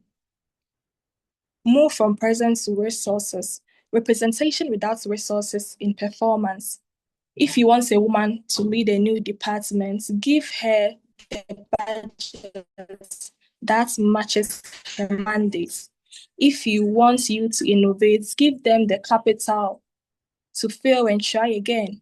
Yes, if you give us the power, you give us the title without the necessary resources for us to do it, it's just tokenistic. How are we going to make sure that we perform? And later they will come and say women in power don't perform as expected. And the third way is that move from gratitude to accountability. We need to stop acting like inclusion is a favor. It is a democratic and institutional requirement. Success should not be measured by how many diverse people in the room, but by how much the outcome changed because they were there. So moving from all of these, we have to shift from being tokenistic to have real substantive power. And how are you going to do this? First of all, we have to move from advisory to deciding, and then to not just being present. You have to give us the resources. Okay, and then the third one, we have to move from just being grateful, having the gratitude to be there, but rather give accountable. We should be accountable. So closing with everything, I think we have spent decades trying to get a seat at the table, but the table itself is often bolted to a floor that wasn't built for us. It is time to stop asking permission to be heard and start demanding the power to act. Representation is not a favor, it is a democratic requirement.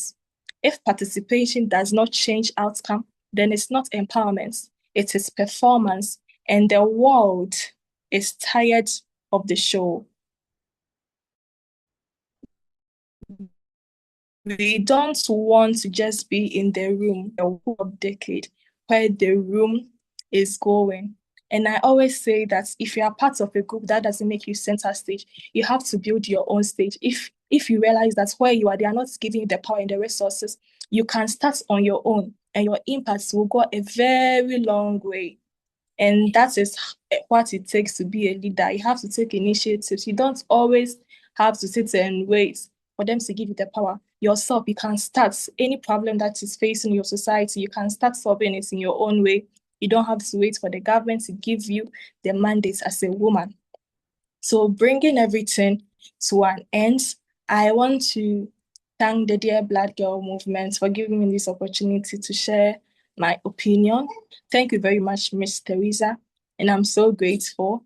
And I would also like to ask any contribution from the audience or any questions if you have anything to ask. I'm so grateful. Thank you so much.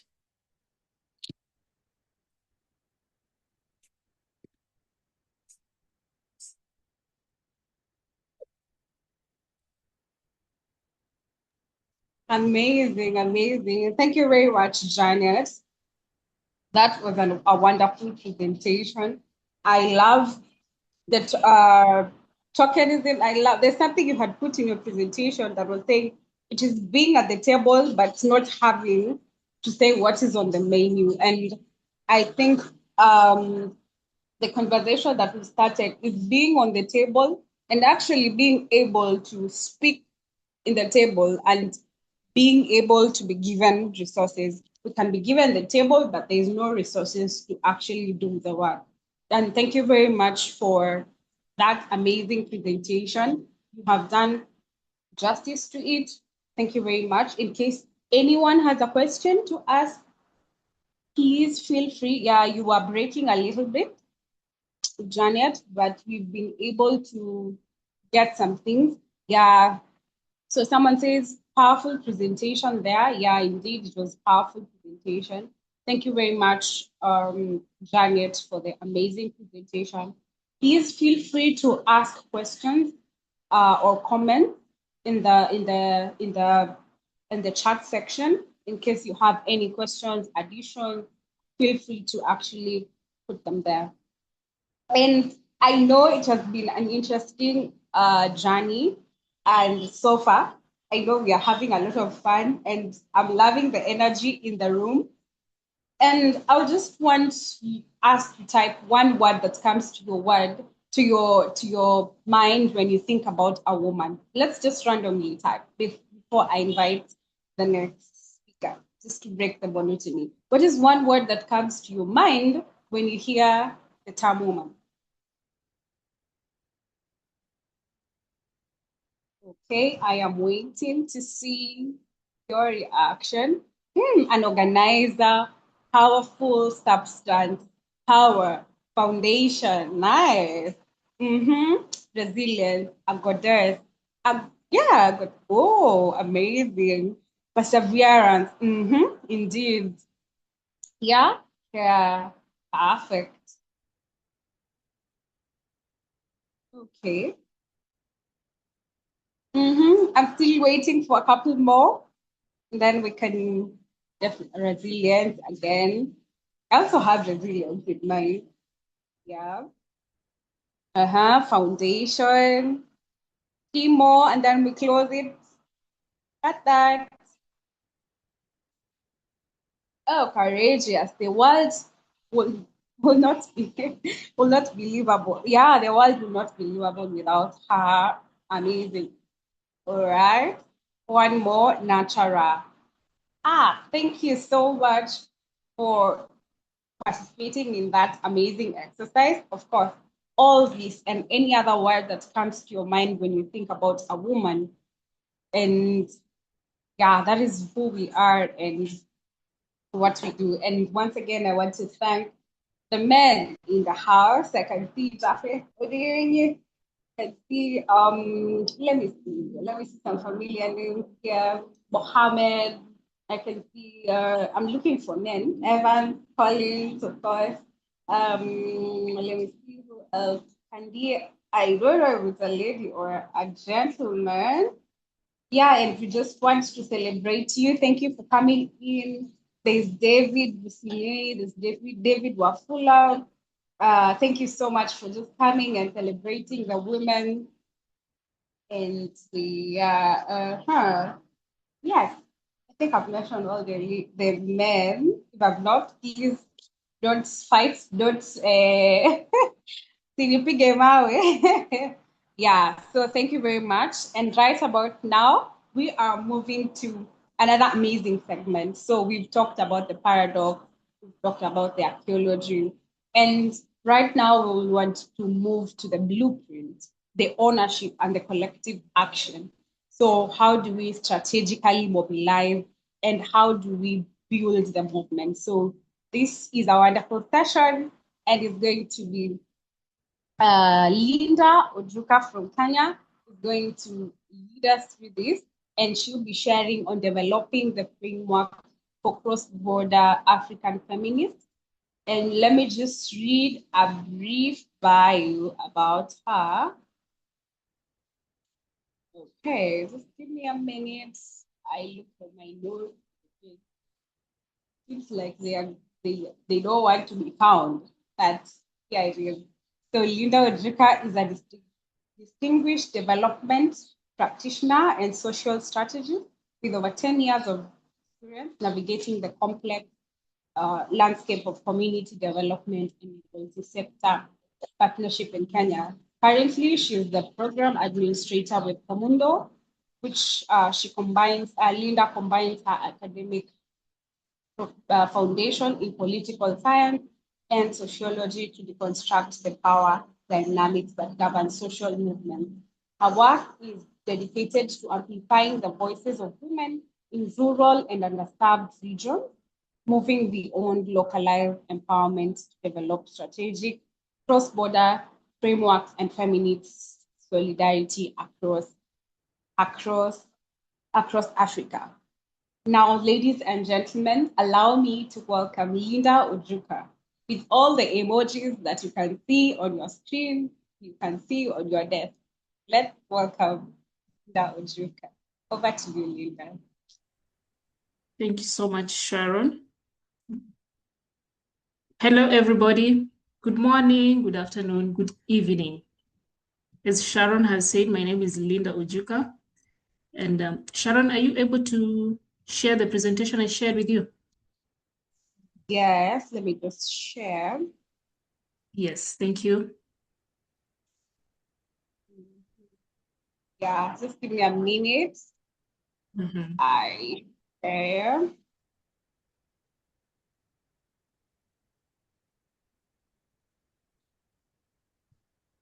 I don't know if Terry, are you in a position to share the presentation? Or I can just go ahead and I can see it downloading on my end. I think I'm already sharing for you. You can go ahead, confirm you see my screen. Thank you, Terry. I do. Perfect. Thank you. And thank you to our speakers. And I'm pleased to say that I'm glad to see from the conversations, our thoughts are aligned given what I'll be presenting today. So for me, I'll be presenting about the collective power, how we can build a collective power across the movements that we have around feminism. So I have a brief presentation and I'm going to give a brief overview of the landscape of African feminism, where we are at right now, what are some of the common challenges, what is the progress that we have made. And then I'll also briefly discuss about the progress and the barriers to women's full access to their rights. And then what are the barriers to cross-border solidarity? We are doing a lot across the border, but there's some barriers which is preventing us from fully accelerating, achieving our desired plights for the African woman at a faster rate. And then I'll bring some insights on the strategic frameworks, mobilization, how to build sustainable networks as I conclude. So I'll share. Yes, this is from, on the screen, you can see, I got this from one, it's a feminist organization that it's called the Gvina from their strategic plan, the 5-year strategic plan. So over there, you can see the progress that has been made on the one hand and the threats that have been made. So you can see this is the socio-political aspects of the state of the African feminism. And you can see in terms of education, it is reported that there's 66% in primary school completion. From the previous speakers, we have heard how education has been brought up a lot. What an educated girl can do to the society. So from this report, in terms of progress, we see that between the years of 2020 to between the years of 2000 to 2020, the completion rate in primary school significantly accelerated. And then in terms of legal protection for women issues, either against domestic violence or any other issues affecting women, we can see a number of countries, and in this case, it was projected from this report, there were 26 countries that put forth legal policies that are protecting the rights of women. That is a step in the right direction, given from the year 1990 to date. And then in terms of reproductive health of a woman, this is a huge topic, and you can see that the access for women to access contraceptives has significantly grown over the years. So what are some of the threats to this progress that has also been made? We see that also in as much as there is growth in family planning, there's also a percentage, a huge percentage as well, for women who lack reproductive freedom. It's not them who always have the say, they don't have control of their bodies as such.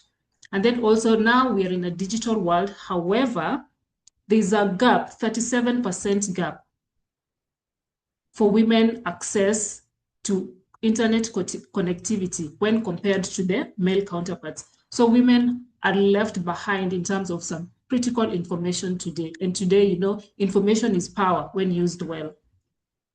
And also another threat is political instability. When you look at the news every other day in every other country, there's a lot of violence, political violence, and women are the most affected. You see the atrocities that are affecting women. So that is one major threat. Next slide, please.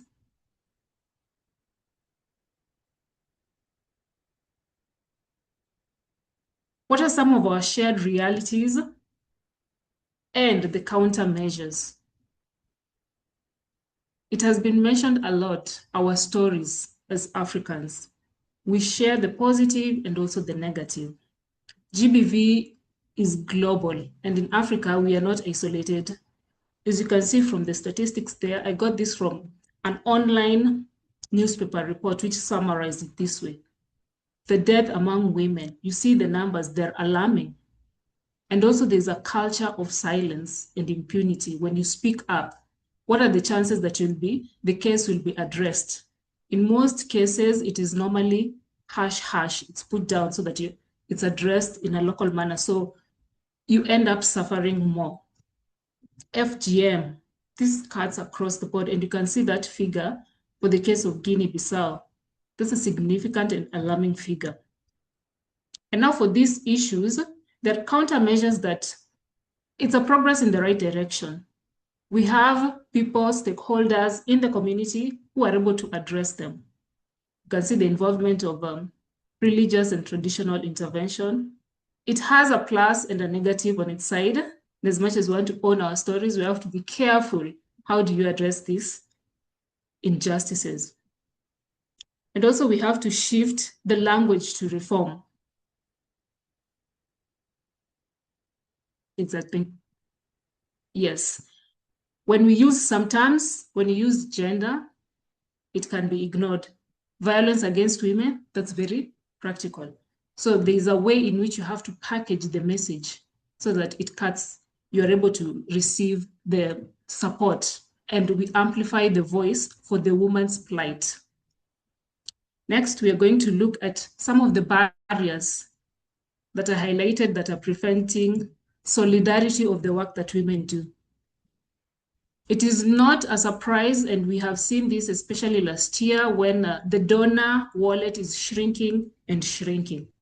So this one is making it significantly difficult for support for the most vulnerable in the community to be able to receive the support that they need. The women at the ground, especially for their reproductive needs or even access to education, economic resources. Without this, with the shrinking resources, they're not able to move and contribute actively in the society and development projects. And as you had seen in the previous slide, there was the 37% divide in access to digital services. So women and men, especially in the rural areas, without this access to the connectivity, internet connectivity, they lose out on most services. How are we able? There's a lot going on in the world. There are very many services they can access online, but then without this proper connectivity, women mostly fall behind. And this one cumulatively affects the community. And then we have the political and legal restrictions. And as much as we have movements that want to do good in the society, sometimes there are very many hurdles, bureaucratic hurdles, and then delays, which slow down the pace in which intervention can reach those that are most in need. We have donor-driven agendas. Our previous speakers have said, who owns the story? Who tells your story? Yes, there's a donor who wants to give money, but sometimes you find scenarios where they're the ones who tell you how to spend that money. They come, we have money for this, are you able to do 1, 2, 3? However, does that reflect the need of the community? Will you accept the money? It's better to receive some money than no money and to do something other than thinking about what does our community really need? What do the women in our community really need? So there's the danger of prioritizing the needs of the donor, the one who has the money, compared to what is actually needed on the ground. So this is a barrier that is slowing the pace in which some of the plight of the African woman can be achieved. Let's move to the next slide, thank you.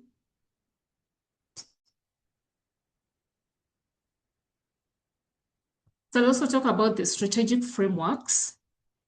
Yes, for mobilization. Why does it matter to have cross-border solidarity? There are very many movements, feminist movements across the globe. But why does it matter? So when we pull our resources together towards a unified agenda. So it matters because there are different resources, financial or in terms of capacity. So when we pull these resources together and have coordinated initiatives, such as this one today that we are having, this one is informative. We get to learn from one another. So it doesn't necessarily have to be financial, but then other platforms where resources we get from here and there, and the agenda, the voice, it's amplified.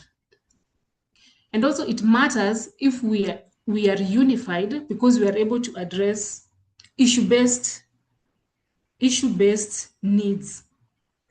From here, as you can see, FGM, GBV, access to education, reproductive rights, those ones are cutting across. We are the ones who feel it. They say the owner of the shoe is the one who knows where it hurts the most. So we should own it, and we are the ones who, when we work together, we are able to bring forth proper issue-based, a real issue that can be addressed. And also it goes without saying, we have an amplified voice. As you have seen today in the charts, you see people from Ghana, all over. Together, we have a unified voice. More than one voice, it's collective. And this one will, our advocacy efforts will be able to get a broader platform. So it's important when we have solidarity across the globe. And also we are able to have exchanges from one another. As you can see from the topic, we are getting to learn from different people, and also the different generations across the board. So it's an avenue where we're able to learn and be able to develop strategies that are workable. And also digital platform. Just a practical example is we are here online. It's where we are able to use this opportunity to learn and to amplify our call for the plight of the African girls and women. So it's important if we have a unified voice across these various movements. Also, the focus should be on the African voices. As we have heard, it has been mentioned, who owns the narrative from our fellow speakers? How can we decolonize our minds? It's our voices, it's our stories, it's our experiences. Let the frameworks that we build reflect our reality, not that of outsiders. Remember where you are, what is our story? Let's own our stories. And the road for having a proper roadmap is having a long-term commitment. It's not a journey of one day, and injustices can't be addressed in a short period of time. It takes long. It didn't start yesterday. It didn't start 10 years ago. It's going to be an ongoing plight. So we have to build strategic partnerships. And this platform is where we've had the speeches, we have the speakers. Where can we collaborate? What can we borrow from one another? How can we work together? We have the digital platforms and there we can start engaging there to have important discussions. Where we are not invited to the table. These days there's a saying, if you don't have a seat at the table, go next, pull your own table and invite others, those like-minded, to drive your agenda. At this juncture, I can highlight several examples of initiatives, feminist initiatives. We have the Women Regional Network in East Africa, and they're an African feminist network also advancing women's rights. This is just one of many, and we also have now, here we've been introduced to the Dear Black Girl movement. This is also another platform. So from here, let's learn I can challenge you. How can we, from here, how can we build stronger strategic partnerships? It doesn't have to end here. Then finally, also fundraising approaches to ensure sustainable work. These days with the digital platforms, there are very different innovative ways of fundraising. We mentioned that fundraising is an issue, yes, but we have different mobile money innovations that you can use to fundraise. You have to be innovative. And also besides money, there's skills, and also we can also volunteer. It doesn't have to be that monetary support. Sometimes it's capacity building. You build the capacity of one woman and that one cascades to the other women in the society. So there's a trickle-down effect. So we have to broaden our mind on how we approach fundraising matters. Thank you. Next slide. So how do we move on from here? What's the roadmap? So I came up with 3. Documentation has been mentioned a lot. Without data, who tells our stories? We need to document so that you can access services. When you document, you can be able to defend your plight for the African girl and woman. There have been our colleagues here who have said they're very interested in amplifying the story of the African woman. So let's learn to document, and we have the different platforms. And with that, we'll be able to have our stories heard more. There are most people who don't know about the African woman story, and we have our mothers, our sisters, our relatives. So let's learn to document. Collaboration, as I said previously, let's learn to collaborate and partner strategically. There are men in this platform, progressive men, I am assuming. We have to include them in the discussion. We cannot exclude them in these discussions. So we have to learn to collaborate with men as well, educate them, Some of these things they may not be aware of, and we have to learn to change our mindsets. So we collaborate with them. The youthful movements. Here we are today. We see the very many movements out there. Let's see where we can support one another. Where can you volunteer? Trade unions, religious institutions, and all that. And there are results for this. I give an example where we had the Uganda coalition, where 30 organizations came together to address the issues of gender-based violence. Can you imagine what 30 movements, that voice? People will definitely want to hear what they have to say. So let's not shun away from collaborating with one another. Let's not have the mindset of competing against one another. They're doing this, so we have to do this. No, let's embrace collaborating, have different ideas. And then media amplification, story, our story. Yes, we have traditional stories before, as Dr. Mulama said, before we were colonized, we had our stories. But then who tells our stories these days? So let's use both the traditional media platforms as well as the social media, and let's get the plight of the African woman, the story of the African woman out there. And from these platforms, we're able to get important discussions. People get now to, okay, I didn't know about that. Let's have the uncomfortable discussions that we don't want to have or we shy away from. I can give an example in 2014, where we had in Kenya, the My Dress, My Choice movement. It was about around victim blaming and GBV. It's a very hot topic, but it forced us to have that discussion and talk about it. Also, I can say with the Chibok girls, I remember in Nigeria, I'm sure we all heard about it, the girls that were kidnapped from the boarding school. There was a lot of media amplification for that. And from that, yes, there were some responses. There were many girls. People were able to talk about it, and some were returned. And yeah, so you can see the importance of how amplifying the plight of the African woman makes a difference, and how to utilize these platforms. And then also finally, sustained pressure. Change doesn't happen today or tomorrow. The plight of the African woman started years ago, and it won't end tomorrow. So let's maintain the call for justice to the African woman and the African girl. It doesn't end here.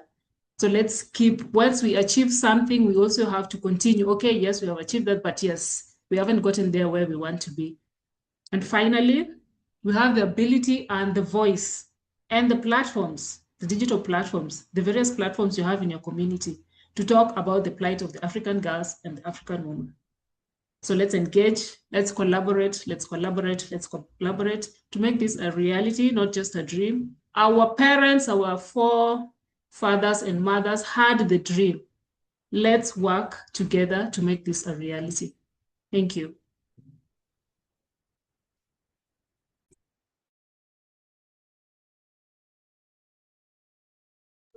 All right. Thank you very much, Linda, for the wonderful presentation. Indeed, we need to build more synergies.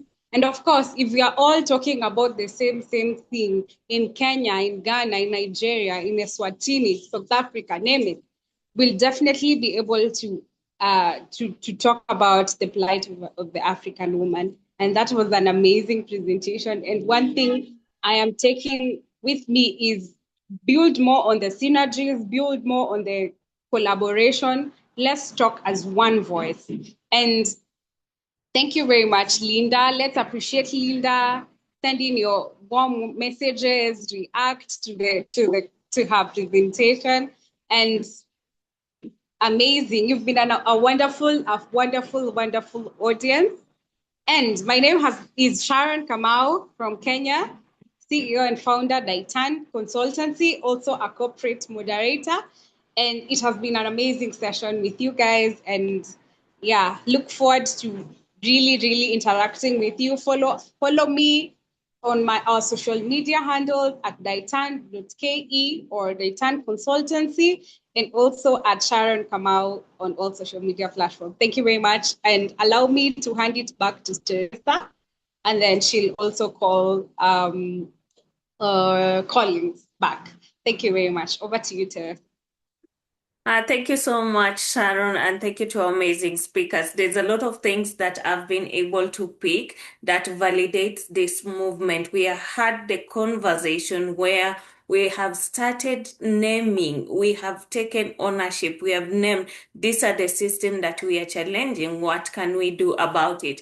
Allow me to do a little bit of reflection. I like doing a bit of research, especially over the internet.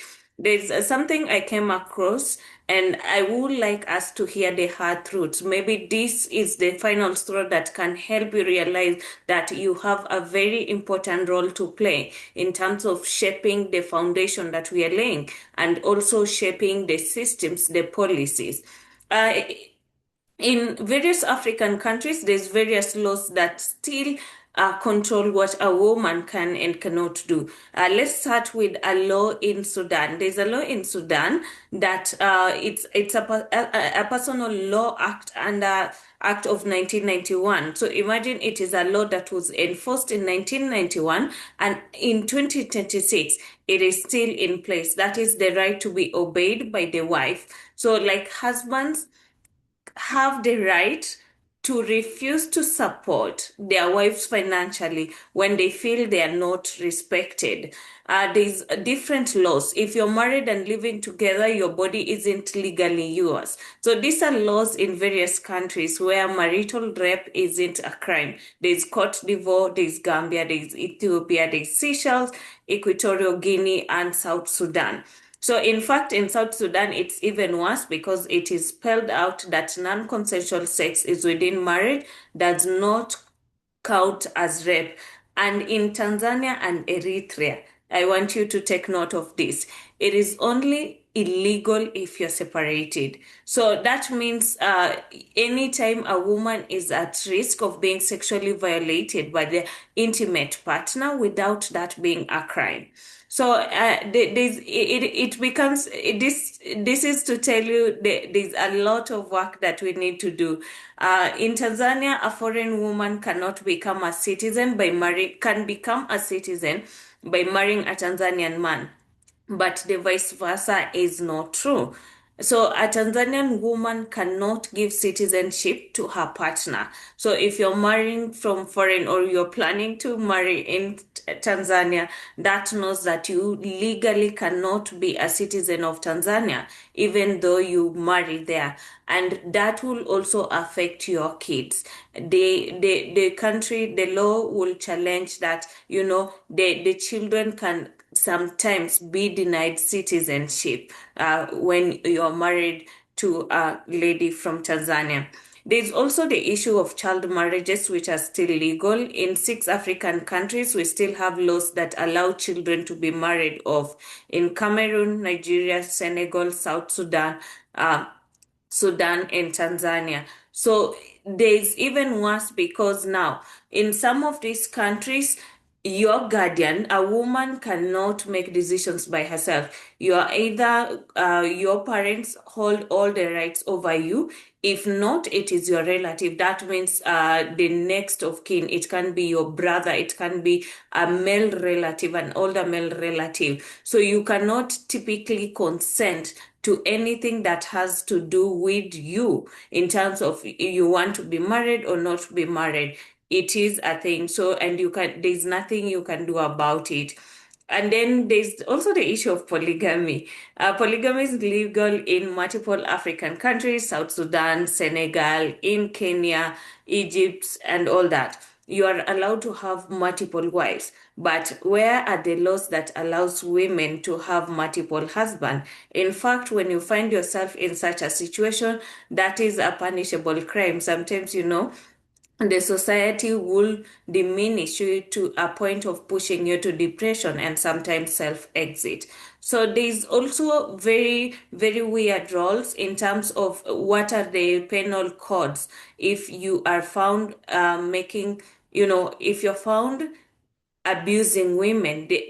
Some of the countries do not have explicit laws that allow you to be charged or allow you to report specific crime. So, and up to now, most women, not most countries across Africa, properties are not for women. You cannot inherit land from your parents. And there's progressive men here on call with us, and we have certainly seen this.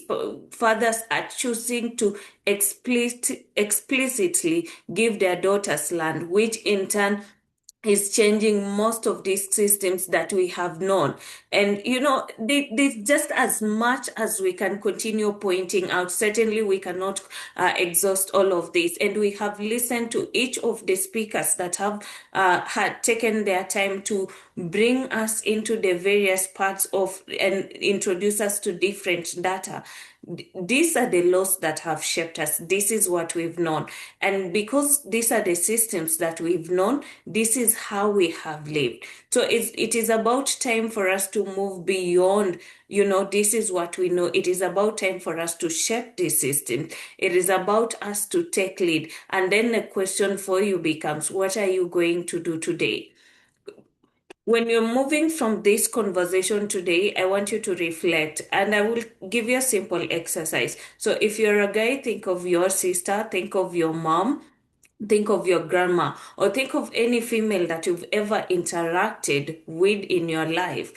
What are the things that have shaped their lives? What is so different from your life and their life? And if they were given the same chances as you are, how will that shape their futures, and how will that shape the systems in turn? And if you can choose today to support them, how will that translate when it comes to the future of the continent? So I believe that, as we have mentioned, is that Africa has the potential to move beyond what we know right now. It has the potential because when you look at the familial responsibilities that are carried, most people who share this burden or carry this burden is women. If they are able to shape households, if they're able to run homes, what if they're supported, they're educated, they're given resources and opportunities to do more than run households? So in terms of that, I will officially like to invite you to our next convening, which is going to be on the 20th of February. That is, we are going to now be meeting physically. Right now, you've seen some of our faces here on this call. Some of us, you've never interacted with us. So this is a chance for us to be in the same room with decision makers across different sectors, government, private sector. This is a space for all of us because we need to name, we need visibility, we need to show up. For this event, this is a dinner. It is also a fundraiser because we need to position ourselves. We need to get the visibility and have the support to create the futures that we want to see. So in terms of that, I would like to invite everyone, please take a moment to join us for this dinner. You can reserve your seat on Hustle Sasa. Tickets are live on Hustle Sasa, dearblackgirl.hustlesasa.com.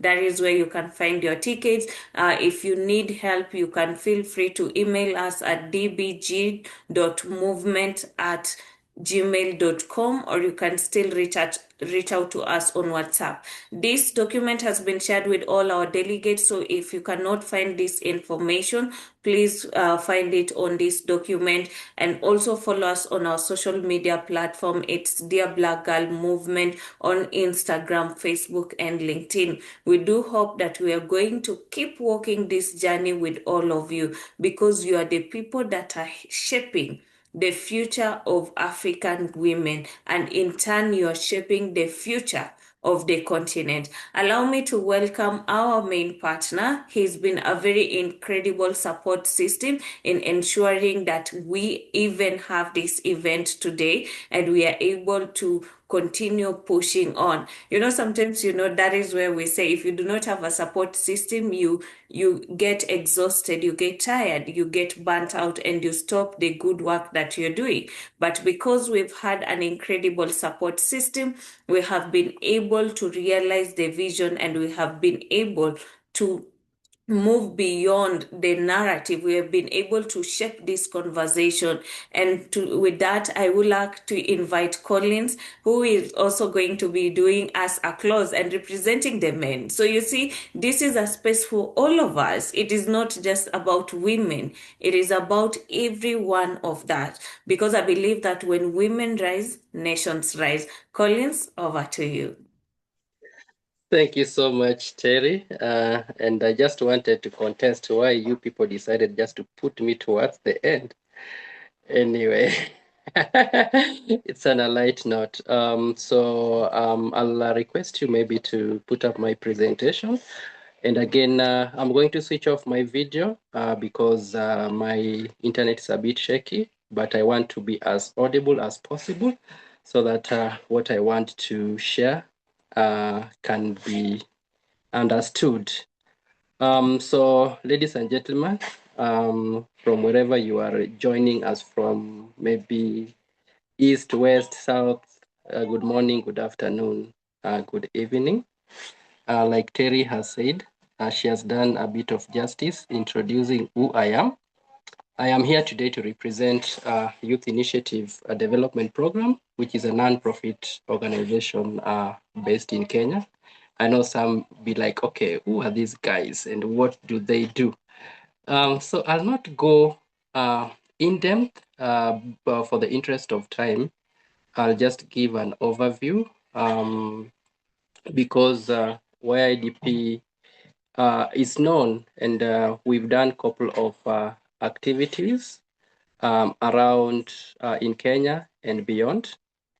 And we've been so much focusing on wellness, that is youth wellness.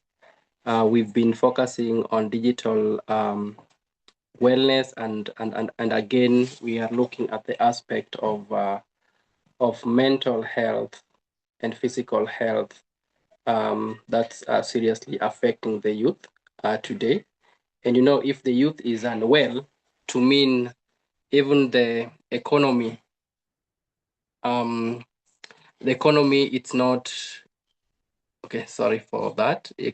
Our economy also is jeopardized.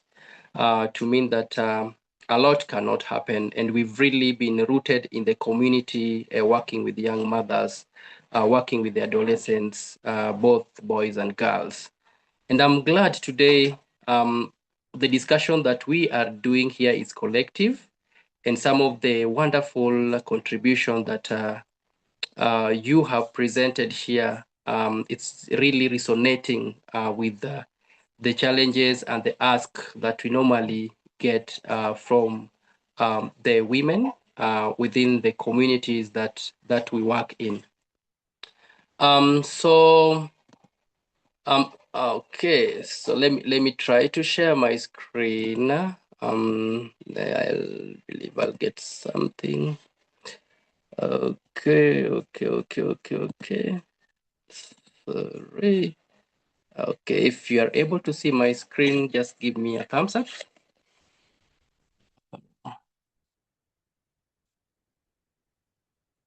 Okay. Just to come direct to the things that we have discussed here. As a man, by the way, I didn't come here. I was just born by a woman, a wonderful woman.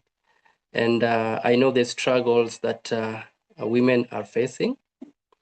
And I know the ask and the challenges that they have. And if you see on how our young ladies and women grow up, and how the struggles that they face, the challenges that they face within the community, I hope you are able to see the image that is there. They are operating on a foundation which is not stable, a foundation which is dilapidated, and a foundation that is not given an attention. and we really will want to, how can we bring and compact the community, the families together, the community, the families, and also the work and the health aspect of it, so that when our women grow and whenever they work, whenever they do their thing, they are socioeconomically empowered, they are healthy, and they are not so much overwhelmed. So for the interest of time, I'll not even give that example. I'll go straight to this slide. You see, like there is several discussions and the insights that have been shared. If you really put them together, you'll find, like, if you check on the first section of this image, there are a lot that is happening, but they are not so much aligned. Like one of the speakers mentioned that we have a lot of now female or women initiatives across Africa.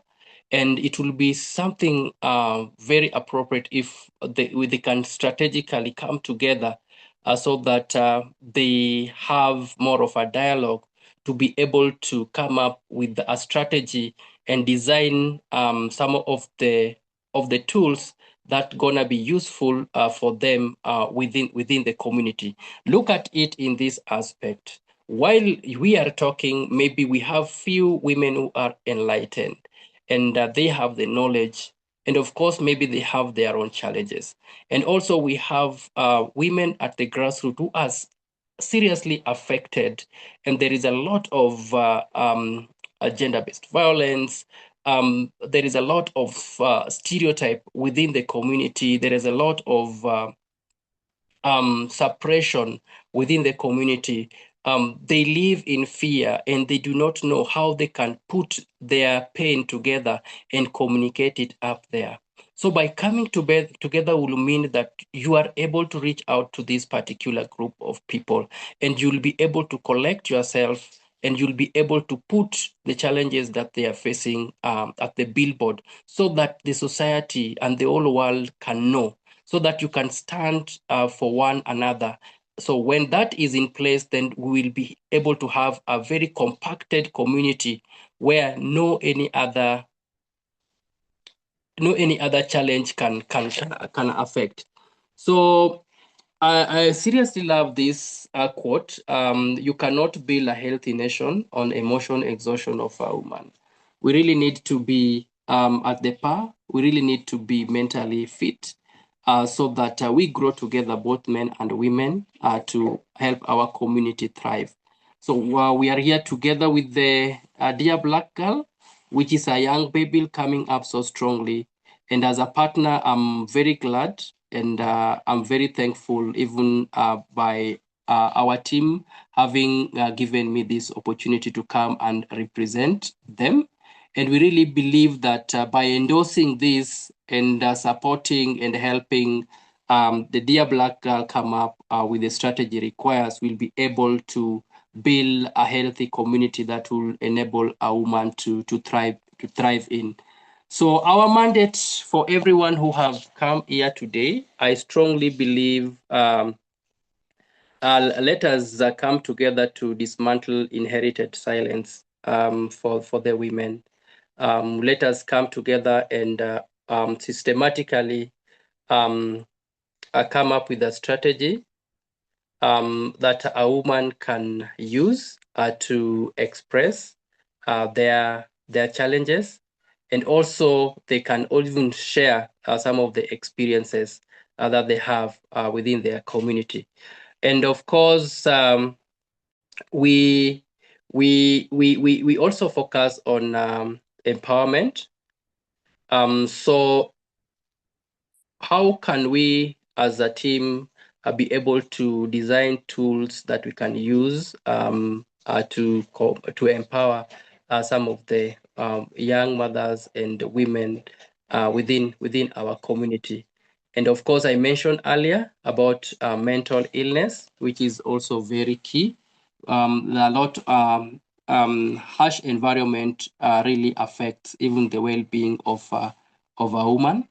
So we the women who are here, I really urge you, and if every stakeholder which is women focused, I really urge you so that you may be able to bring in your expertise, bring in your resources, so that the environment that our young mothers are in, they are able to be both mentally and physically fit. So out of this, I believe that the team will be able to develop a curriculum that will be integrated in some of the programs that we have in our country. And the manifesto for Dear Black Girl is something that I really feel is timely, and if can be integrated even in schools and in campuses and whichever place that we can get young mothers, that would be something very, very useful. And of course, some of the policies that we have in Africa, we use some of the outdated policies, and we really need the women who are in the influential level, or even men as well, who are in those dockets of that they are able to influence some of the policies that we have. That policy will be very useful in at least coming up with a strategy that will gonna be transformative within our community. So the mentorship access and data validation, that one I'll not delve into it, because the previous speakers that have spoken have really done some good. And to conclude, I would like to say this to every young mother or young woman or every woman who is listening here. I will want to tell you that you are not too emotional. You are human, and you are not too ambitious. You are necessary, and you deserve systems that do not require your suffering to function. YIDP will work with Dear Black Girl, and also we also welcome you to come join forces to work with Dear Girls. Let's build with the Dear Girls, Dear Black Girls, or in Africa. And also, let's come to ensure that this movement reshapes both narratives and structures. So if you check on that photo, it really speaks loud. By collaborating, I strongly believe Africa will not rise on the backs of the silent women, but Africa will rise when women are seen, supported, and also empowered. For the interest of time, allow me to stop there. And allow me to stop there. Thank you so much. And thank you, Dear Black Girl, for giving me this opportunity to represent our organization. Over to you, Terry. Thank you so much, colleagues. It's been a wonderful session. We said we're going to conclude in 120 minutes. We have not managed to do that. So we do apologize for the extra minutes that we have taken off your days. And thank you so much for tuning in. Thank you for showing up to our speakers. Thank you so much for honoring the invitation. Some of you, I reached out, you reached out to me, and it was really incredible to see that people really resonate with what the movement is doing and it's shaping. So thank you so much to our partners, YIDP, Dighton Consultancy, Global Youth Link. Thank you so much to all of you for working with us. Thank you so much for ensuring that we had this session today. And I will kindly request each one of you, I've shared the information and this invitation of the dinner in the group chat. If you could download that, the poster is up on our social media, but I've shared the graphics too. Please share it to your network, share it with your friends. We are open, but we have limited seats. We only have 250 seats. Some of these seats have already been reserved. But we do hope that each one of you in this call and your network, you get to walk this journey with us and you get to be at the table with us. So our next convening is, of course, the Dear Black girl dinner and fundraising on the 20th of February. Specific locations on the event, because it's exclusive. That is, you reserve and then you'll know all the nice details about that. But put this in mind. Just think of the dress code. Our theme, in fact, our theme is very special. It is a night of storytelling, vision, and becoming. So it is a night for you. You get to own the stage. You get to show up, and it's even better because think about how you're going to dress up. It is black with a touch of Africa. I don't know how you'll interpret it, that, but for me, I'll tell you a secret. Black is to represent the people of Africa. We have been labeled by our skin color, so let's own it. It is our story. We wear it as crowns. And then touch of Africa. Africa is so diverse. We have communities. We have representation from the kingdom of Eswatini. We have the Ghana, Nigeria, Uganda, all these amazing countries. There's various things. Africa is rich in fabrics, jewelry. So how will you adorn a black outfit with that? I would love to see you. That is why I'm so excited. Honestly, I'm getting my dress already. So I hope if you do not come for yourself, come for me. Come see me, because I'm going to show up and I'm going to own the night, because I believe that I deserve a space. I deserve a seat at the table where all of us can see us. And of course, we do deserve a space where we can we can breathe, we can connect, we can laugh together, and we can celebrate and build a movement that will not only be for a moment, but will impact our lives and change this narrative for generations to come. Thank you so much. My name is Teresa Muliro. You can find me on LinkedIn, and certainly I'm so excited to connecting with all of you over on social media, or you can reach out to me at this dinner invitation has my number. So trust me, the person you're going to reach out to when you send a message, it's going to be me you're going to be interacting with. Thank you so much and enjoy the rest of the day. Till next time. Bye-bye.